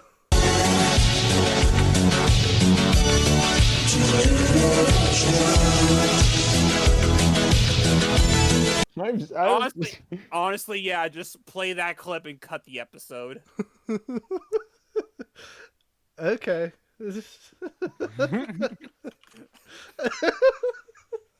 Cue the song and dance. Yeah. I mean, no, really. Is there anything else to say? Because I'm pressing the stop button. I'm still gonna watch these movies if and whenever they come out, but like I'm not whenever holding my breath. Whenever King Kong versus Godzilla comes out, whenever Godzilla versus Kong comes out, we don't know when they'll come out. yeah. Yeah, because One like day. Yeah. this isn't like Marvel where they have like 5 movies greenlit in advance. Like we don't know what direction they're gonna go. Right. Yeah. Because I don't think they know yet either. No, they don't. But yeah, what about you, Bamason? What do you think about the 4 epic movies? They sure were movies. Yeah.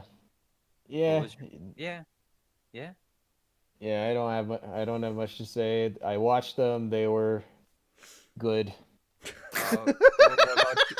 What about you, Tree Boy? Who are you again? King Kong versus Godzilla. Good. I put it in my list of like ones to recommend to beginners when I did the -1 video for James. I So say you the can -1 video for James. What I mean is the -1 section for the top 15 video that ended up becoming a -1 video. Yeah. But Yeah. you know what I mean. Mm. Godzilla vs Kong. I liked it when it first came out, and then it aged horribly, and it's just a nothing movie at this point. I will still have to watch it again in the future for other things, probably, and for comparison. Yeah.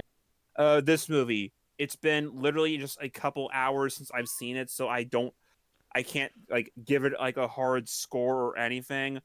I had fun with it. It has problems, obviously. I feel like it will probably be better aged than GVK. I can't say for certain. It's just we need to go in a different direction with this. And yeah, if you're on the fence about it, just wait till it's on streaming. Yeah. Yeah. I like the original King Kong versus Godzilla. It's definitely the best movie here, but that doesn't say much. It's decent. U.S. version sucks. Never, don't watch it. If someone tells you to watch it, No. Kill don't him. talk. You kill Don't him. talk to him. Yeah, kill him. Rip him in Yeah. half. Godzilla versus Kong. I hate it. Won't watch it again. Godzilla Kong: The New Empire. With Kong having the Guardians of the Galaxy glove. And Planet of the Apes, Force Awakens. Scar King sitting on a chair. Yeah, really. The part where Scar King is staring out the window into the rain because he couldn't pass 7th grade. Yeah. I'll probably never watch it again. It's this and GVK are at the very bottom of my list. I want my money back. All $22. All $22. All $22. All 22, baby. All I'll still take the I merchandise. had to buy free tickets because I saw this with my mom and sister. Yeah, I'm Oof. sorry. They'll probably never want to watch anything with you ever again. No, they liked it more than I did. yeah, Oh, I'm wow, sure they that's did. interesting. Maybe they're just trying to be a contrarian. No, they just don't know what a Godzilla is. My mom Probably. saw -1 with me. Okay. What'd she think? She thought it was the best one of the ones we've seen so far. True. All two of them. All two of them. Well, she was Oh, also cool. there for Tokyo SOS and X Mechagodzilla. All two of them.